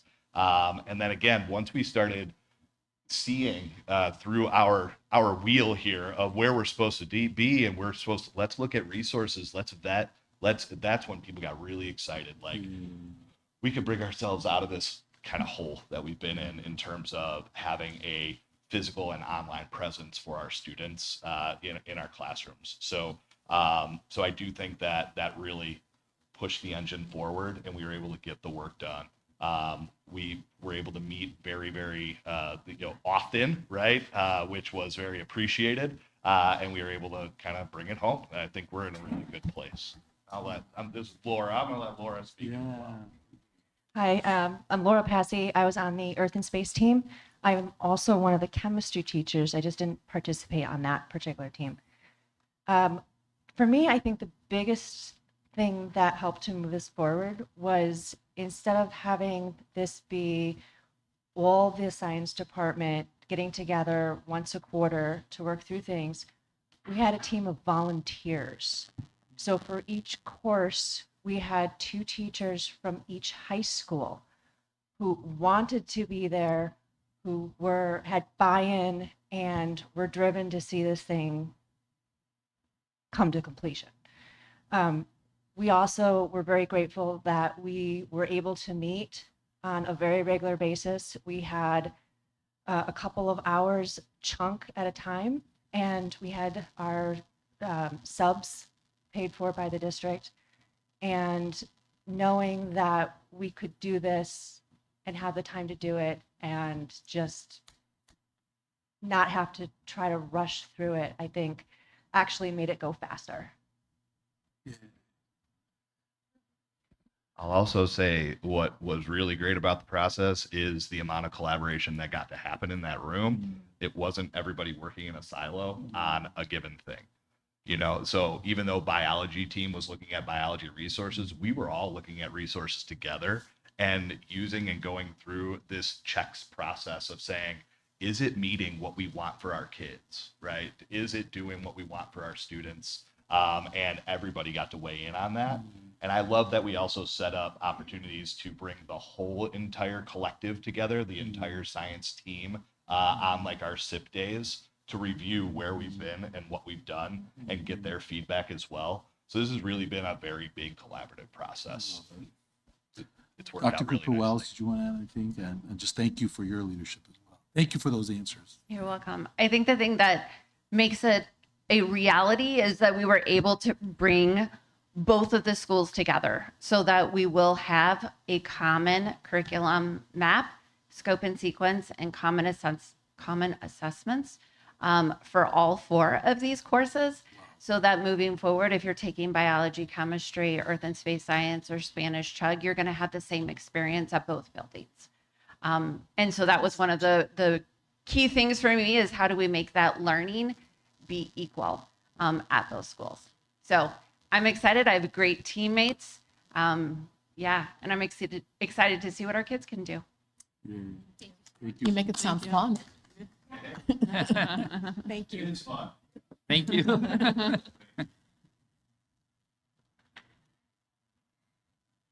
All right, 10.4, there's our student rights and responsibilities handbook information.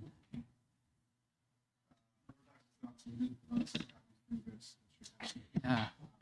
Bless you. Do I have that already? Oh. Okay. Yeah, for those watching online, Board Docs is down, the system is down, but we will be working. We will get it back.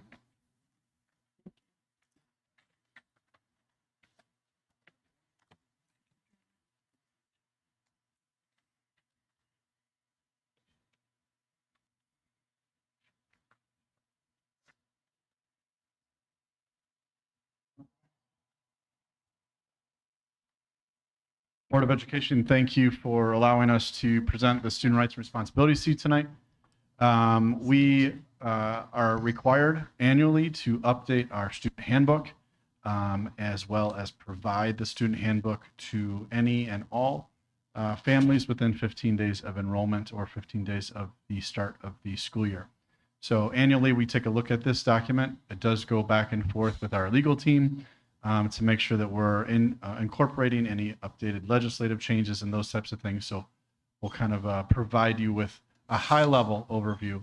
One of the things that we do is we do provide this to you in electronic, but as you will see, this hard copy is sometimes easier to compare and contrast when we're going through a summary of the items and the changes.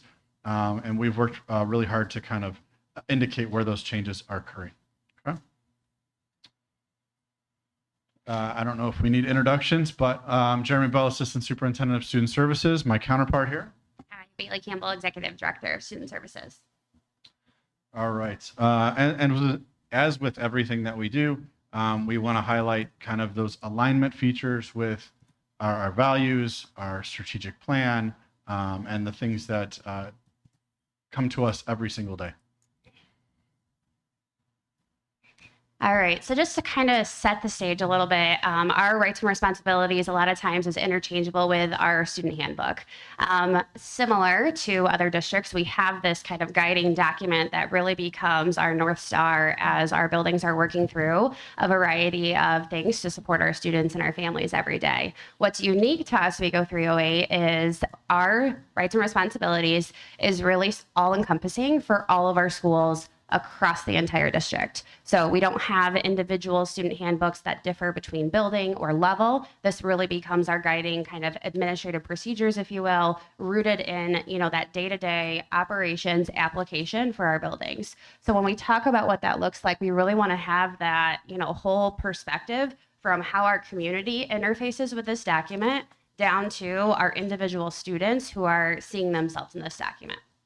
So just to kind of highlight again, when we look at this document, it really is all encompassing of our 24 schools and programs that spans over our 6 different municipalities in this district. And that, that bottom column there is really powerful with the number of students and staff and families and community members that are interfacing with this document, but remembering that at the end of the day, it comes down to that one shared purpose, which really is our students. So to just kind of set the stage before we start to really get into it, as Mr. Bell mentioned, this, rights and responsibilities document, that really, comprehensive 70-page document that you have in front of you, you will notice that it is definitely still in draft form. That's the purpose of bringing it to you all tonight. When you flip through that, and if you're looking at it or viewing it from home, anything that you see in red is the proposed changes and or removals, from our building, from our families, from our students, from our administrators. Anything that you see in kind of that purple text is a addition or a recommendation or a proposed edit by our legal partners. So I just wanted to kind of set the stage. Keeping in mind as well that page numbers may seem off. We don't change page numbers until the very, very end because some of those graphics that are embedded are, on the back end in a different program. So just keep that in mind too. All right, just a quick overview, and I'm not going to read all of these to you, but we wanted to just kind of paint the picture of what this team, in collaboration with, the district and the community, was able to do with this document since our kind of, inception of this team. So thinking back to 24-25, which was our first year really together, in terms of Mr. Bell and myself and some of our wonderful team members, is really taking that document and we wanted to make sure it was user-friendly.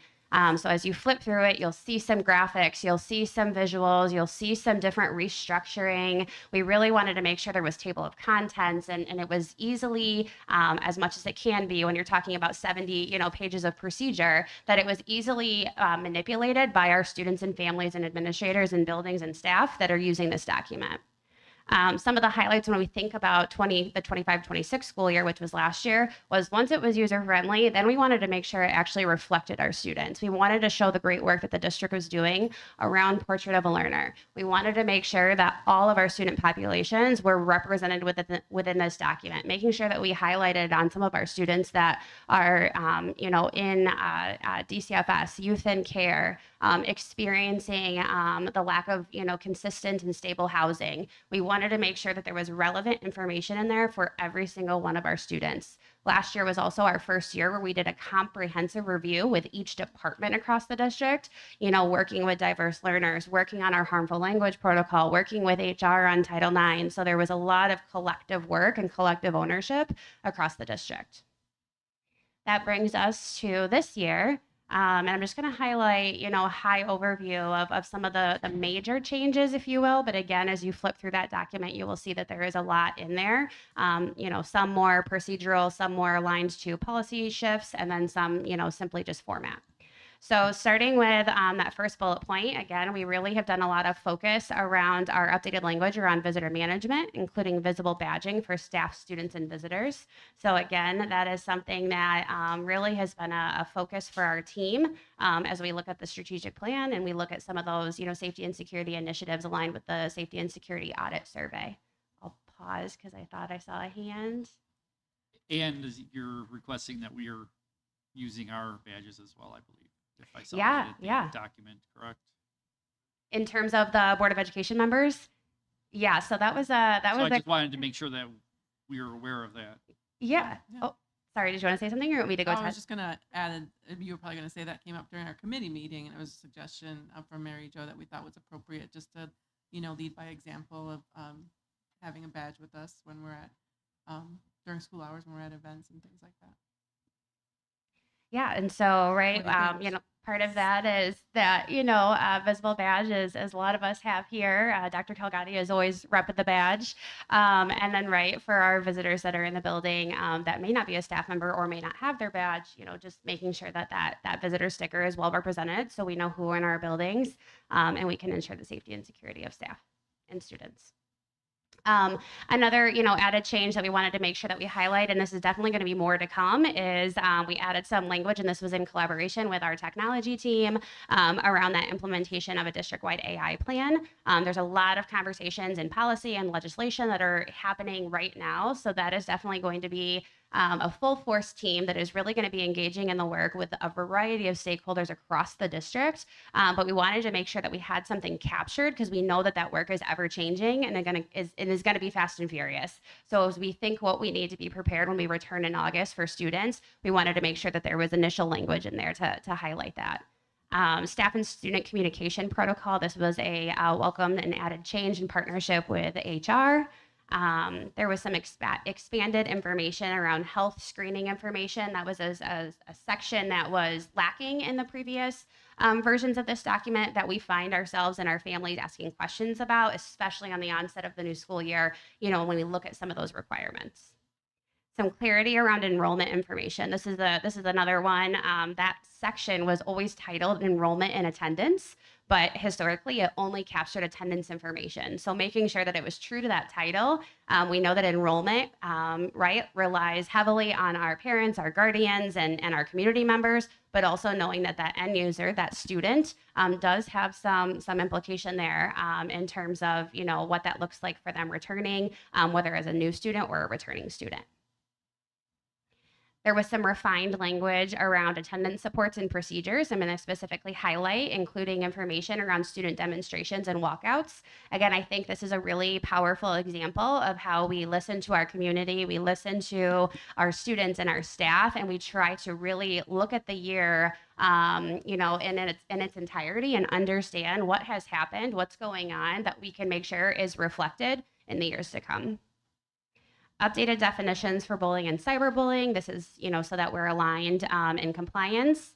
And then another big section that you'll see a lot of proposed changes to is really just the alignment and the structure and the formatting around student conduct. This has been a work of labor and love with our building administrators, and really making sure that this section is comprehensive, is aligned to policy, matches what the Illinois State Board of Education is saying, and matches what we are entering in terms of our student information systems.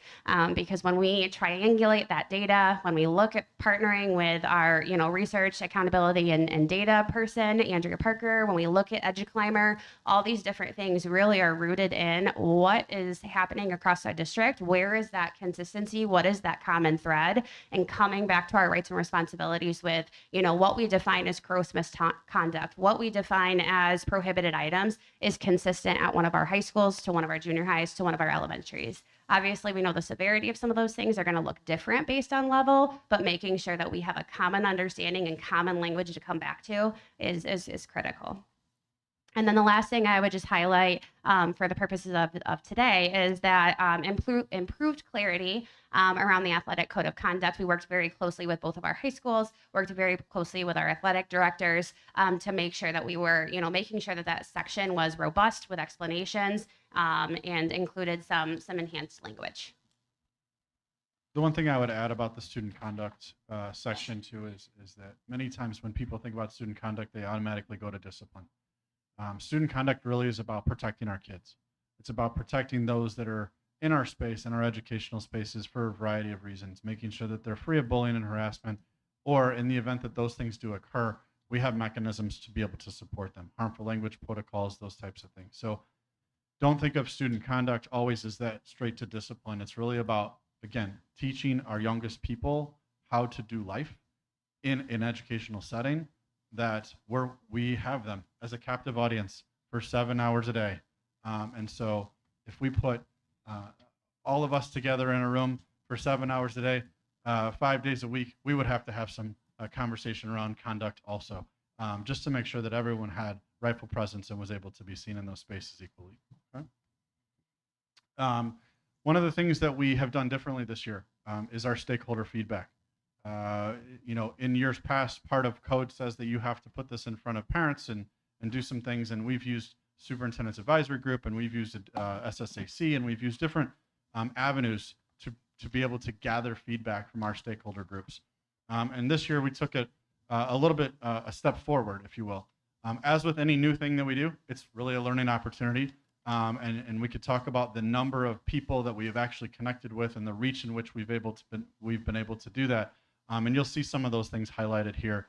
That's not something we've ever been able to really accomplish. And so we learned some things from our strategic planning process. We learned some things from how we've done it in the past, and we want to highlight those things here. Yes, thank you. This was so exciting. And shout out to the communications team for helping us get some of these survey questions out, because seeing these, responses flow in and really kind of help guide and ground us on where we want to go with this process was just really exciting. And, I always get excited about, policy procedure, but now I'm even more excited about, right, the next steps of what we're going to do with this and where this is going to guide our work. So just really quickly to capture some of those numbers, right? The student responses, we had almost, just over 1,700 responses. In years past, we've captured roughly maybe 20 student voices. So even though this feels a little bit different in terms of the data, just being able to reach and get those responses from our 6th through 12th grade students is phenomenal. Parent guardians, same thing. We got, just over 750, responses. We also do a parent focus group. Again, communications really was a great partner in letting us present and be part of one of their parent leader focus groups. So again, just trying to continue to get that robust, feedback from the community. So just to give you a couple of snapshots of some of those questions, here is one of the parent guardian questions. And right, the data is so telling. That first question is aligned to that first bar. So are you aware the district has a student rights and responsibilities? The majority of our families said yes. That was great to see. But when you look at some of those next areas of opportunity is how confident do you feel that you understand how the student rights and responsibilities is applied? So again, that's where my excitement comes in, because our goal over the past couple of years was making sure that this was a forward-facing document and our families and our students and our staff knew about it. And you can see we're doing okay in that area. Now it's time to take it to the next step. And how do we then become more fluent in what this means for you as a family, what this means for your student? That brings us to that next question is really like, how would you prefer to learn about the student rights and responsibilities? So again, we see that the bulk is email. And right, sometimes, those of us sitting there are like, oh gosh, another email. But what we talked about that is right, kind of that email campaign. How do we work closely with our building administrators to highlight some of these things that feel natural, right, during the school year? October is National, Anti-Bullying Harassment Month. Is that an opportunity where we can come up with a communication, blitz, if you will, to really highlight what's rooted in policy and procedure around bullying and harassment? So those are the conversations that we're starting to have so that this becomes more than just kind of a once a year kind of thing.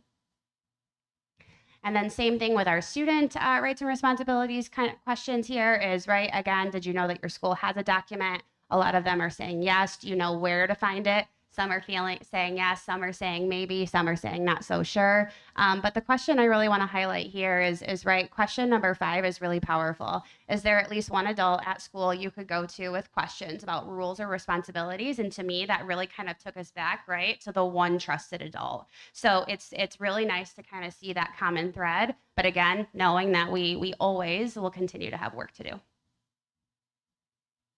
And here's that same question for our students of how you would like to learn about the student rights and responsibilities, presentations, of course, really kind of hands-on.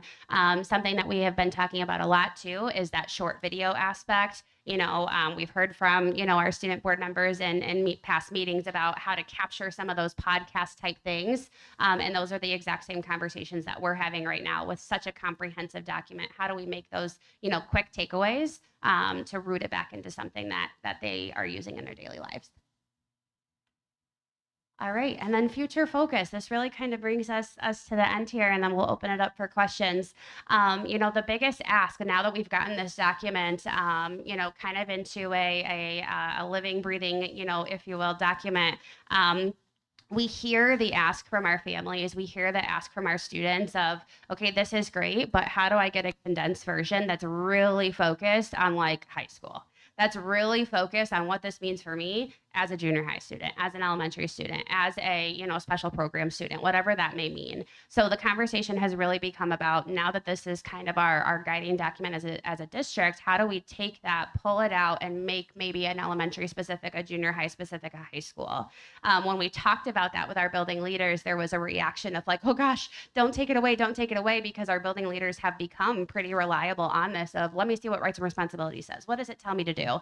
So we're not going to get rid of this. There's been too much work done to do that. But we do hear our community, and we want to make sure that if there is an opportunity to pull out those most critical, relevant, items, that we can make that, comprehensible and more user friendly. So that's kind of a conversation that we're having as we go into summer and what that would look like for, beginning of next year. Of course, the ultimate goal with this is to make sure that we're not just regurgitating policy. That's what the board policy has for us online. It's taking that policy, applying it to administrative procedure, and then really getting into, those details in terms of definitions, application, and consistency.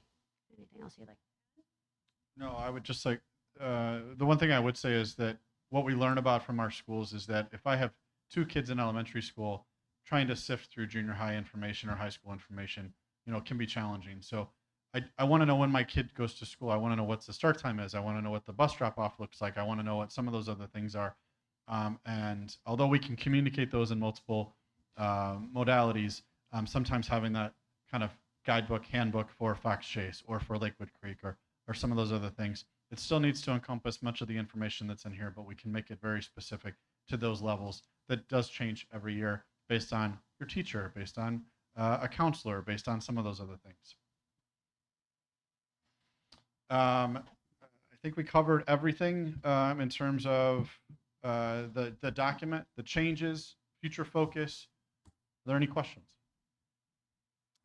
I do. And perhaps you spoke to this when you first started, but when you're looking at the policies relative to, because even as I read through, there's some procedural things that are here that you are permitting buildings to adopt. One, how are we monitoring some of those procedures to be sure that they aren't rigid and punitive, specifically when we talk about attendance, right?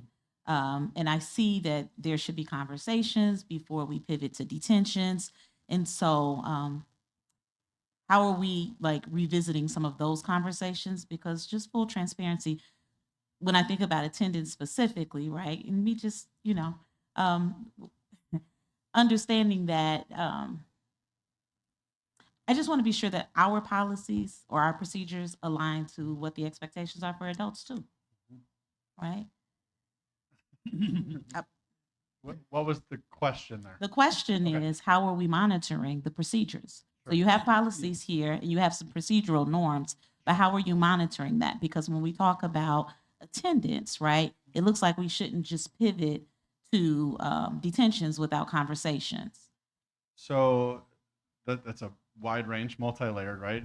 One of the ways in which we monitor this is our student services directors meet with the buildings monthly. They run those attendance reports and look at those chronic absenteeism and chronic truancy numbers.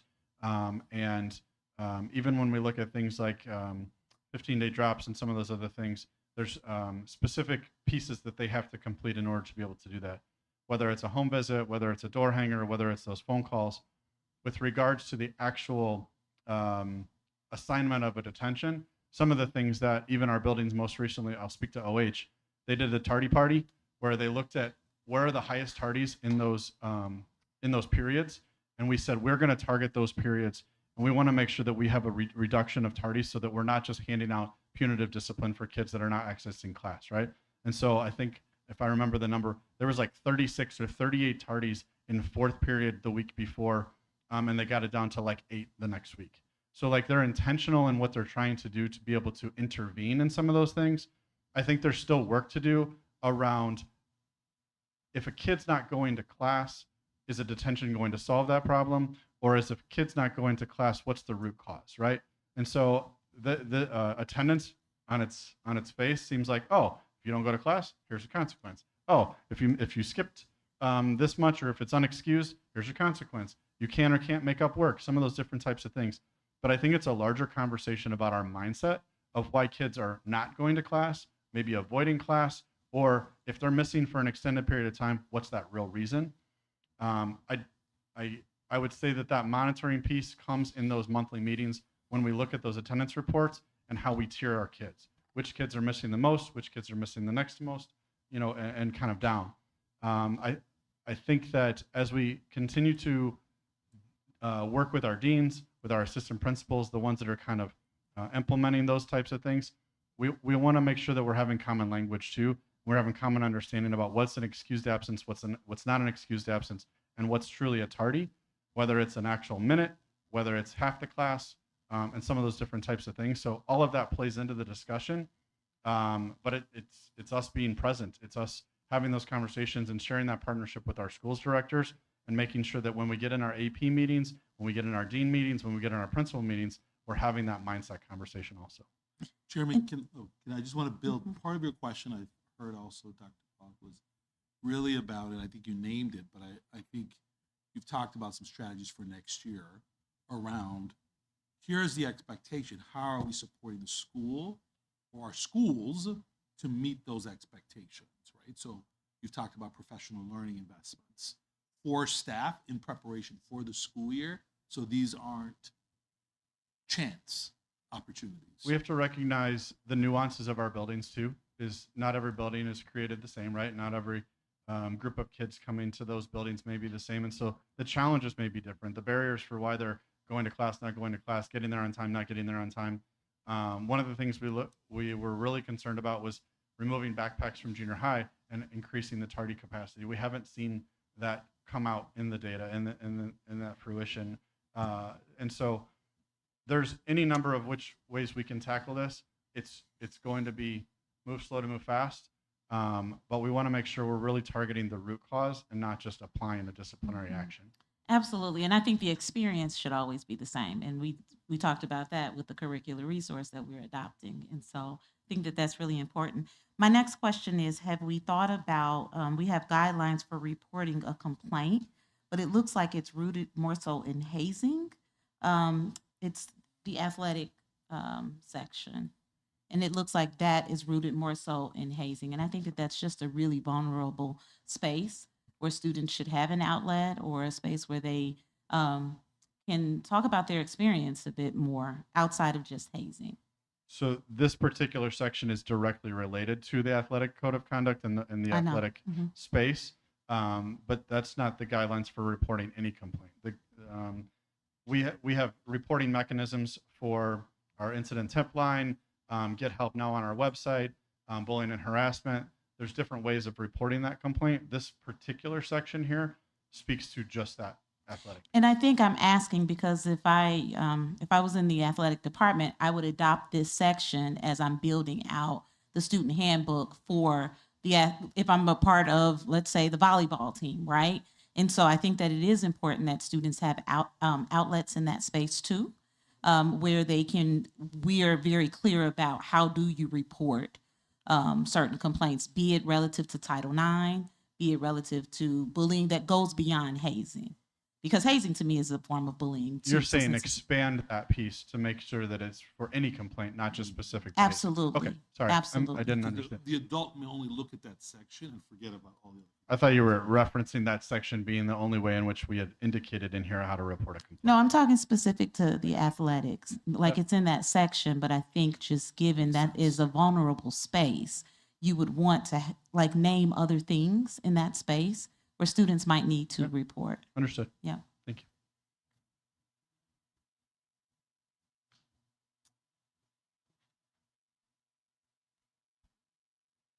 you.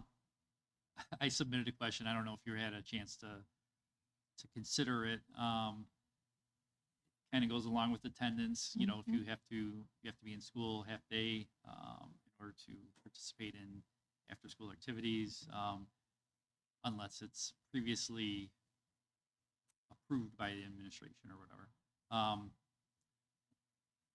What were the? So I think what constitutes prior approval?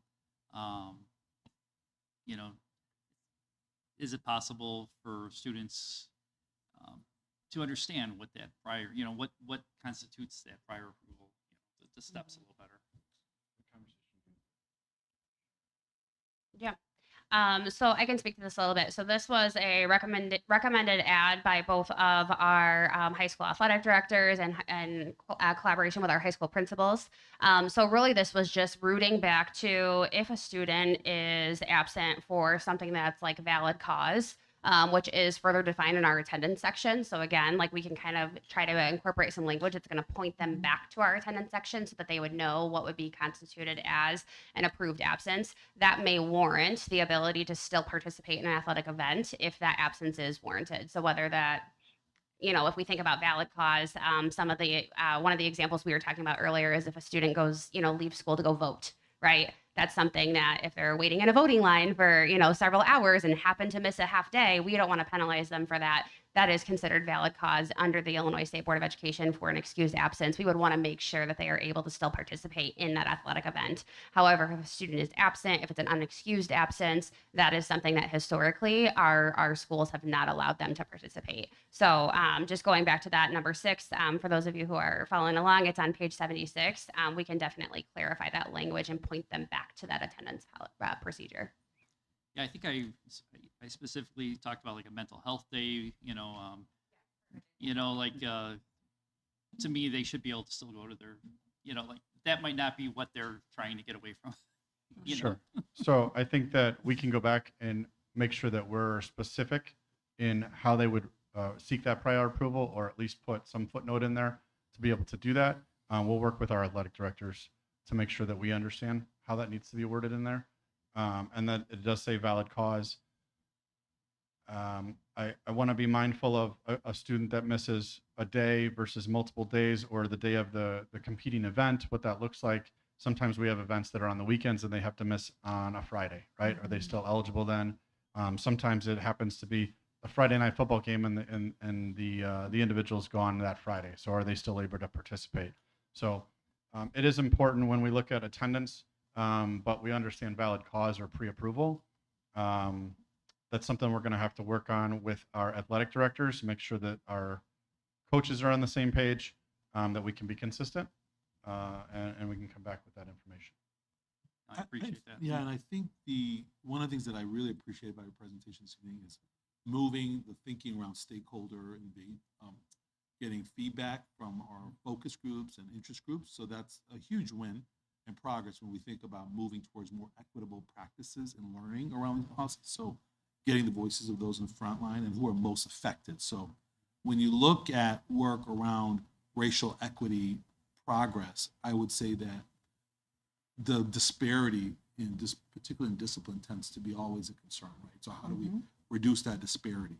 So in this instance, I think in your work mirrored just that focus of trying to lift that lens. One thing I would propose is that you also go to students directly, right? So you have our student board ambassador, you have the SSAC. You also have other opportunities when students, for students who are in various support groups. Where are those? How do we get their voices into here? Who are most impacted? What's motivating them? I think one of the areas, there are opportunities here. So I know you'll think about that and engage them as you think about what has been brought up around chronic absenteeism. And you got 1,700 responses. Kudos to you all. But we're not done. Like, I mean, we have so much more that we can continue to evolve with, right? Around the stakeholder voice, equitable practices. This isn't. We didn't sit in a room and say, "Hey, let's make these changes." Yeah, just, the two of us. Yeah. We did try to get out there and in front of those groups and those spaces, and we want to continue to do so. Whether it's using short videos, whether it's using that podcast format, whether it's being able to get into those spaces and talk with our administrators and our staff about mindsets and look at the data and understand what the root cause is for some of these things. So we have work to do. Yeah, I think key for me is your focus on, that just-in-time information for parents. When do parents or students need this information that's applicable to their next 3 months of school, their next week of school? I have a junior daughter who has a prom on a Friday, and she went in and gave me the policy for student attendance for her Friday prom. So, and I'm sure other parents are trying to look for that information and or students. And so just having that information right on time, I think is key as you guys go about that circle. Yeah. And making it available to our multilingual families. One of the things that is this text has been extracted from this document and put on our district website to be able to translate those things. So Again, we're not as well versed in 50 different languages of every single aspect of this, but we're really trying to be intentional about making sure that the information is accessible. Thank you. Any other? No? No, thank you. Thank you very much. Okay.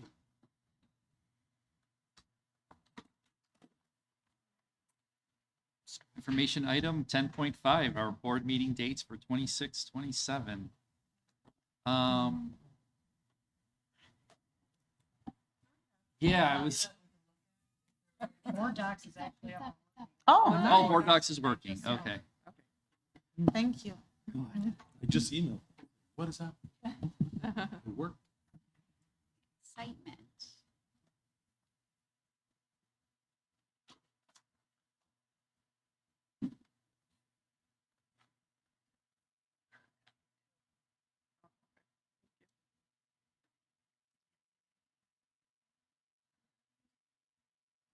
No, I'm going to take it. As everybody's pulling that up, this is regarding the school calendar. No, this is about board meeting dates. And so we really, our team looked to build off of some of the learning from this year. We bring it for information tonight, but we also recognize that it doesn't have to be decided at the next board meeting. So if the board wants to extend some more understandings and spend a little bit more time and how this is set up, this could come back also. It doesn't have to wait to the May 11th date. It can come after that too, because I know that there were some questions specifically about those dates in the process. So last year, our team did engage in some review of board meeting dates and looking at other structures from other districts. And ultimately, because this was a first year for this board, decided on really building on the consistency for this year. As we think about next year, there may be recommendations or questions that come up this evening, and we would invite, Bryn, did I get that right? Is there anything else you'd want to add just about the structure of what we will went into designing this particular? As far as from last year, the only other change that we were recommending was moving the student-led public forum earlier instead of in March, just because the agenda is heavily packed in March. So to move that to February. And then a question that, I posed after taking a look at our agenda for today and looking at the, just some recommended dates for next year's board meetings. Just, this is my first year on the board, and it feels like every week, like we are attending a board meeting. So we come every other week, and then we have committee meetings, and some of us all of us, we want to participate in other like district activities. So even I think sometimes I'm left making a decision. Do I attend, a board meeting, or do I attend, my child's activity, right, for the day? And obviously I want to do both, but it makes it really hard when they're every other week, because essentially almost for the entire month, once a week, you're committed to, board meetings. And so I think it's something for us to talk about. And I do know that there are certain months that we probably do need to meet twice, specifically when we're approving the budget. And so, but I'm just wondering if there's a way for us to just kind of think about, I know the information is relevant. I know that generally it's pretty timely, but I don't know what other districts are doing. And so I was wondering if we could explore that a little bit. Some of the things that we've talked about is, potentially having committee meetings being more on demand, maybe not scheduled out. The other thing might be, have a committee of whole for one board meeting and then action items the next. So you'd have a large agenda one time, for the committee of the whole. Shorten agenda the next, that's, and the reason for the committee of the whole is to have less of a need for committees. And our board meetings, our committees are not, one of the concerns I have is the public. Okay. So our committee meetings aren't very well attended by the public. I don't know if anybody's looking at our minutes or anything along those lines. and I'm not, this is just to the public. We're just talking. So one of the things, the committee of the whole, that would be, opportunity for the public to, absorb whatever we're talking about, as well as give their comments, and then same with the action item meeting. So that's something to throw out where you wouldn't be 3 times a month, but there are going to be times when it's potentially that, a committee would need to be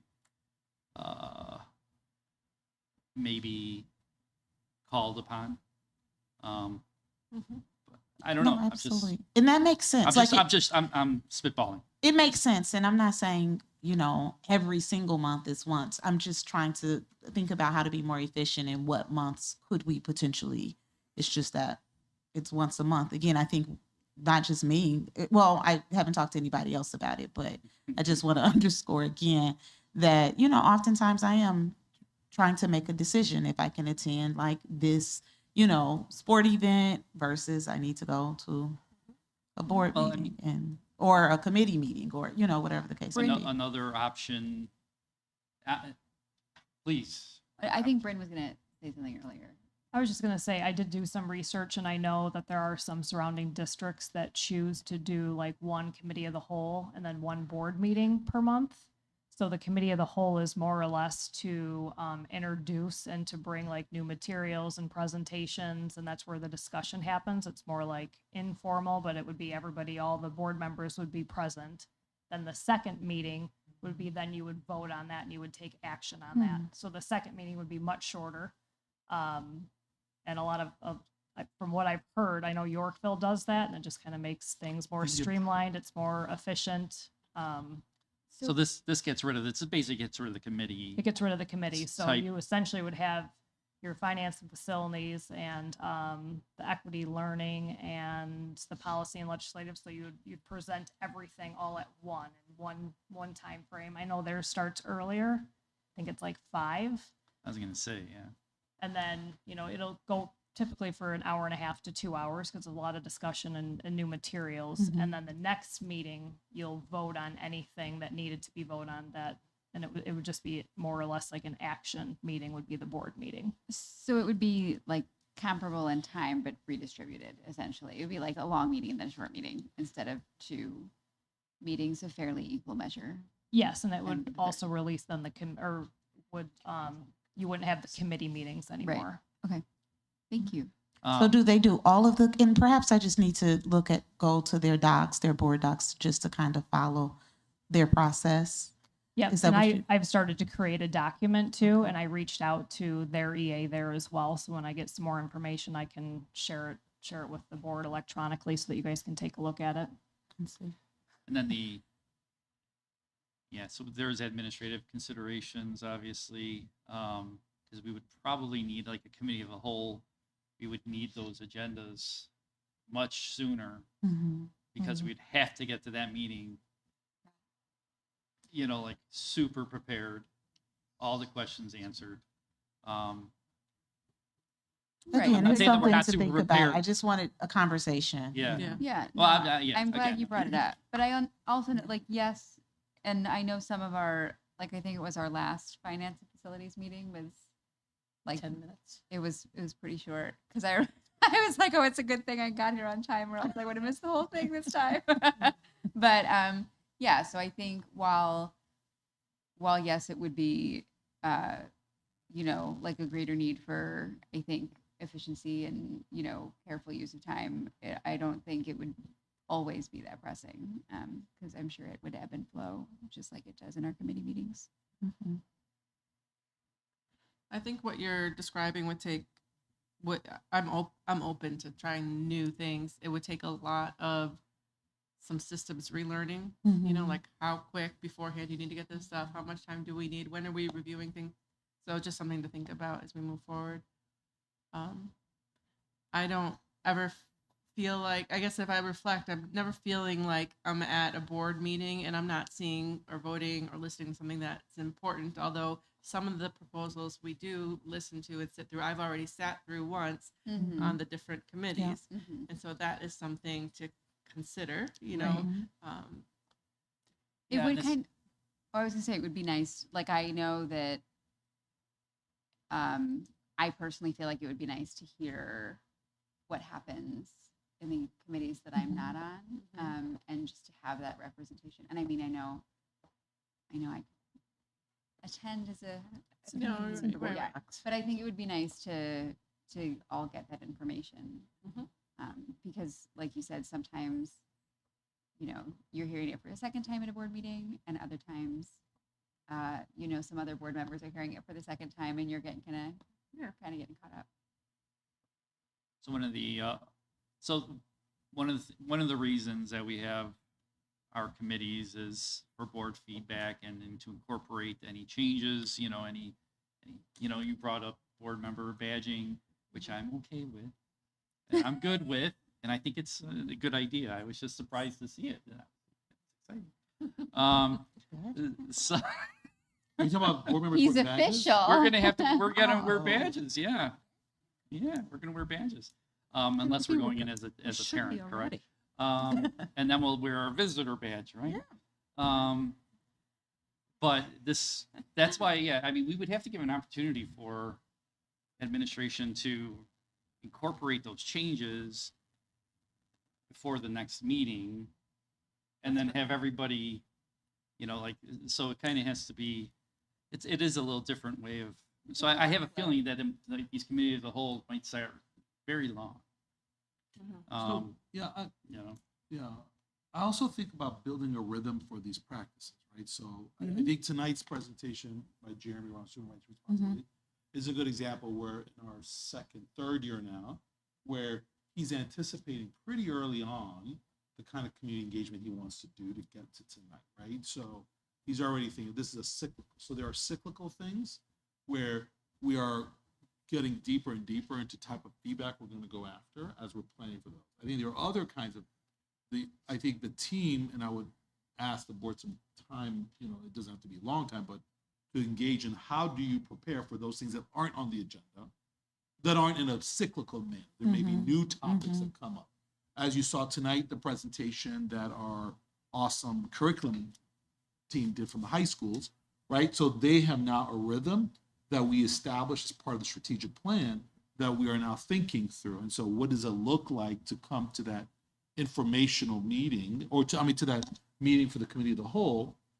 What's the on-ramp of expectation the board has for when you're coming to that committee of the whole? That's not where you should be asking questions. The questions should be asked 2 months in advance. Say like, okay, here are the kinds of things we're going to be bringing.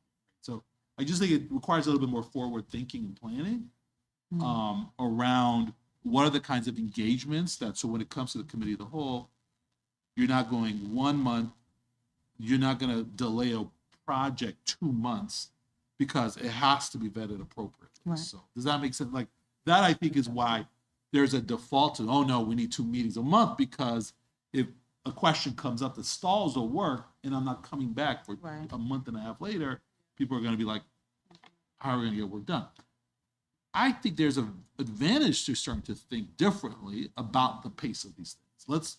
Let us do more forecasting, right? So we're not being, what's the word? We move out of a reactive and much more planned. Something to think about, yeah. I have one other consideration. I don't know if we talked about this at one point, or I had a conversation with someone else about it, but I know when we had our election and we sat new board members, is there a consideration to make that just one short board meeting where the outgoing people go and then you sit the new people and then kind of the meeting's over? You know what I mean? Just a purely business meeting. Yeah, a business / celebration as new board members get sat. Is that noted? I'm just trying to remember. I don't know exactly It's not where it going to would show fall. up on this calendar. Well, it would be a board meeting though, so it would have to show up on the board calendar when you seat when you guys were sat, that has to be in a board of education meeting. But it could be a half-hour meeting. You know what I mean? Teresa serves on the ISB or area, right? Huh? Yeah, it has to be within so many days after the certified election. You have to choose to seat. So depending on where that fell in your meeting calendar, you know, you either have to do Yeah, one I of your see. existing ones or add one. I think it's 45 days after certified election or something Yeah. like that. I have to double check the numbers. I'm just trying to think about being strategic because I know those meetings have been long, also celebratory, and then new board members are there and they're all of a sudden voting on things and things, yeah. And so that always felt like a little odd.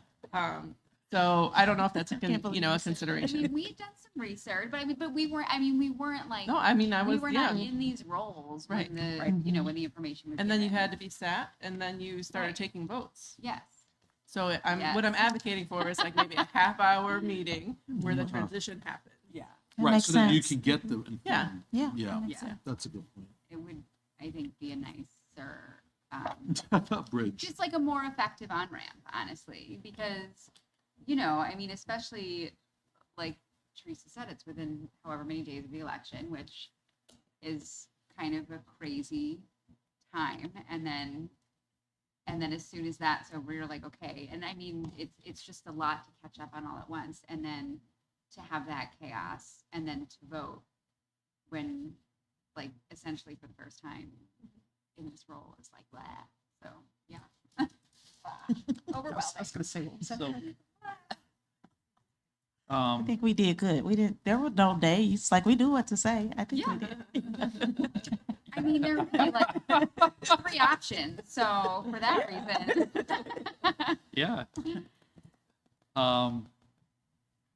So it sounds like what we're saying is maybe consider what a committee of the whole type of schedule might look like if it's feasible. And either reducing or completely eliminating committees. Well, committees would shift Committee into a different meetings. form. Committee Right. meetings would shift to a committee of the whole, which would No, allow. no, for- I get that. I'm just, And I just think it's just a small shift. Some- Maybe we could just even start by looking at a couple months. Maybe I don't know. That's good. well, and Ravel's even suggesting, how do we just maybe have Field 1 or trips. 2 less meetings in the year? So what would work? Yeah. And sounds like Bryn's you're already on 3rd. Thank you, Brand. Yeah. Thank We you. appreciate that. Yeah. So, Didn't waste any time. any other? Everyone's good. I mean, we're not voting now, but I just want feedback. Everyone's Oh, yeah. okay with Mondays and a 5:30 closed session. It seems to have been working. Yes, it has been. And, Just for conversation. sorry, the other takeaway is to consider adding another day for swearing in. So, Or I guess the other option would be like really strategic about that one meeting whenever you're going to swear, whenever we swear people in. Anyways. I think I know it. One step at a time. That would be a nice first step. But we don't have to deal with that the upcoming year, just the following year. That would be the next year. Yeah, Oh, that's it would be next next year, year. yeah. I'm thinking the beginning of the year. Yeah. Okay. It's a year away. Never mind. Never mind. Okay. Erica, you've. No, Let's you're go good. to 11.1. All right. Okay. I just want to be sure that I. That's the kind of energy we need here. All right. Okay. 11.1. Action item, approval of school calendar 26-27 amendment. Can I have a motion, please? I make a motion to approve the school calendar 2026-2027 amended as discussed and presented. Second. Any discussion? Mr. Saron, Aye. Miss C, Aye. Dr. Martin, Aye. Ms. Weinman, Aye. Dr. Murillo, Aye. Dr. Polak. Aye. Motion passes 6-0. Action item 11.2, approval of Chromebook refresh. Can I have a motion, please? I make a motion to approve the Chromebook refresh proposal as discussed and presented. Second. Any discussion? Dr. Polak, Aye. Ms. Wenmouth, Aye. Dr. Martin, Aye. Dr. Murillo, Aye. Ms. C? Aye. Mr. Saron? Aye, motion passes 6-0. 11.3, action item, approval of destruction of the audio recordings. Can I have a motion, please? I make a motion to approve the destruction of the audio recordings of the closed session meetings from May 6, 2024 through October 7th, 2024. Second. Any discussion? Okay. Ms. Wenmouth? Aye. Dr. Mario? Aye. Mr. Saron? Aye. Dr. Polak? Aye. Ms. C? Aye. Dr. Martin? Motion passes 6-0. 11.4, action item, approval of release of those closed session minutes. Can I have a motion, please? I make a motion to make available no closed session minutes at this time due to a determination that they require continued confidentiality. Second. Any discussion? No? Mr. Saron? Aye. Dr. Martin? Aye. Ms. Wenmouth? Aye. Dr. Polak? Aye. Ms. C? Aye. Dr. Mario? Aye. Motion passes 6-0. Action item 11.5, approval of personnel report. Can I have a motion, please? I make a motion to approve the personnel report as discussed and presented. Second. Any discussion? Dr. Mario? Aye. Dr. Martin? Aye. Ms. Wenmouth? Aye. Mr. Saron? Aye. Dr. Polak? Aye. Ms. C? Aye. Motion passes 6-0.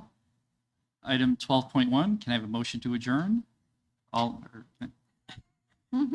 make a motion to adjourn.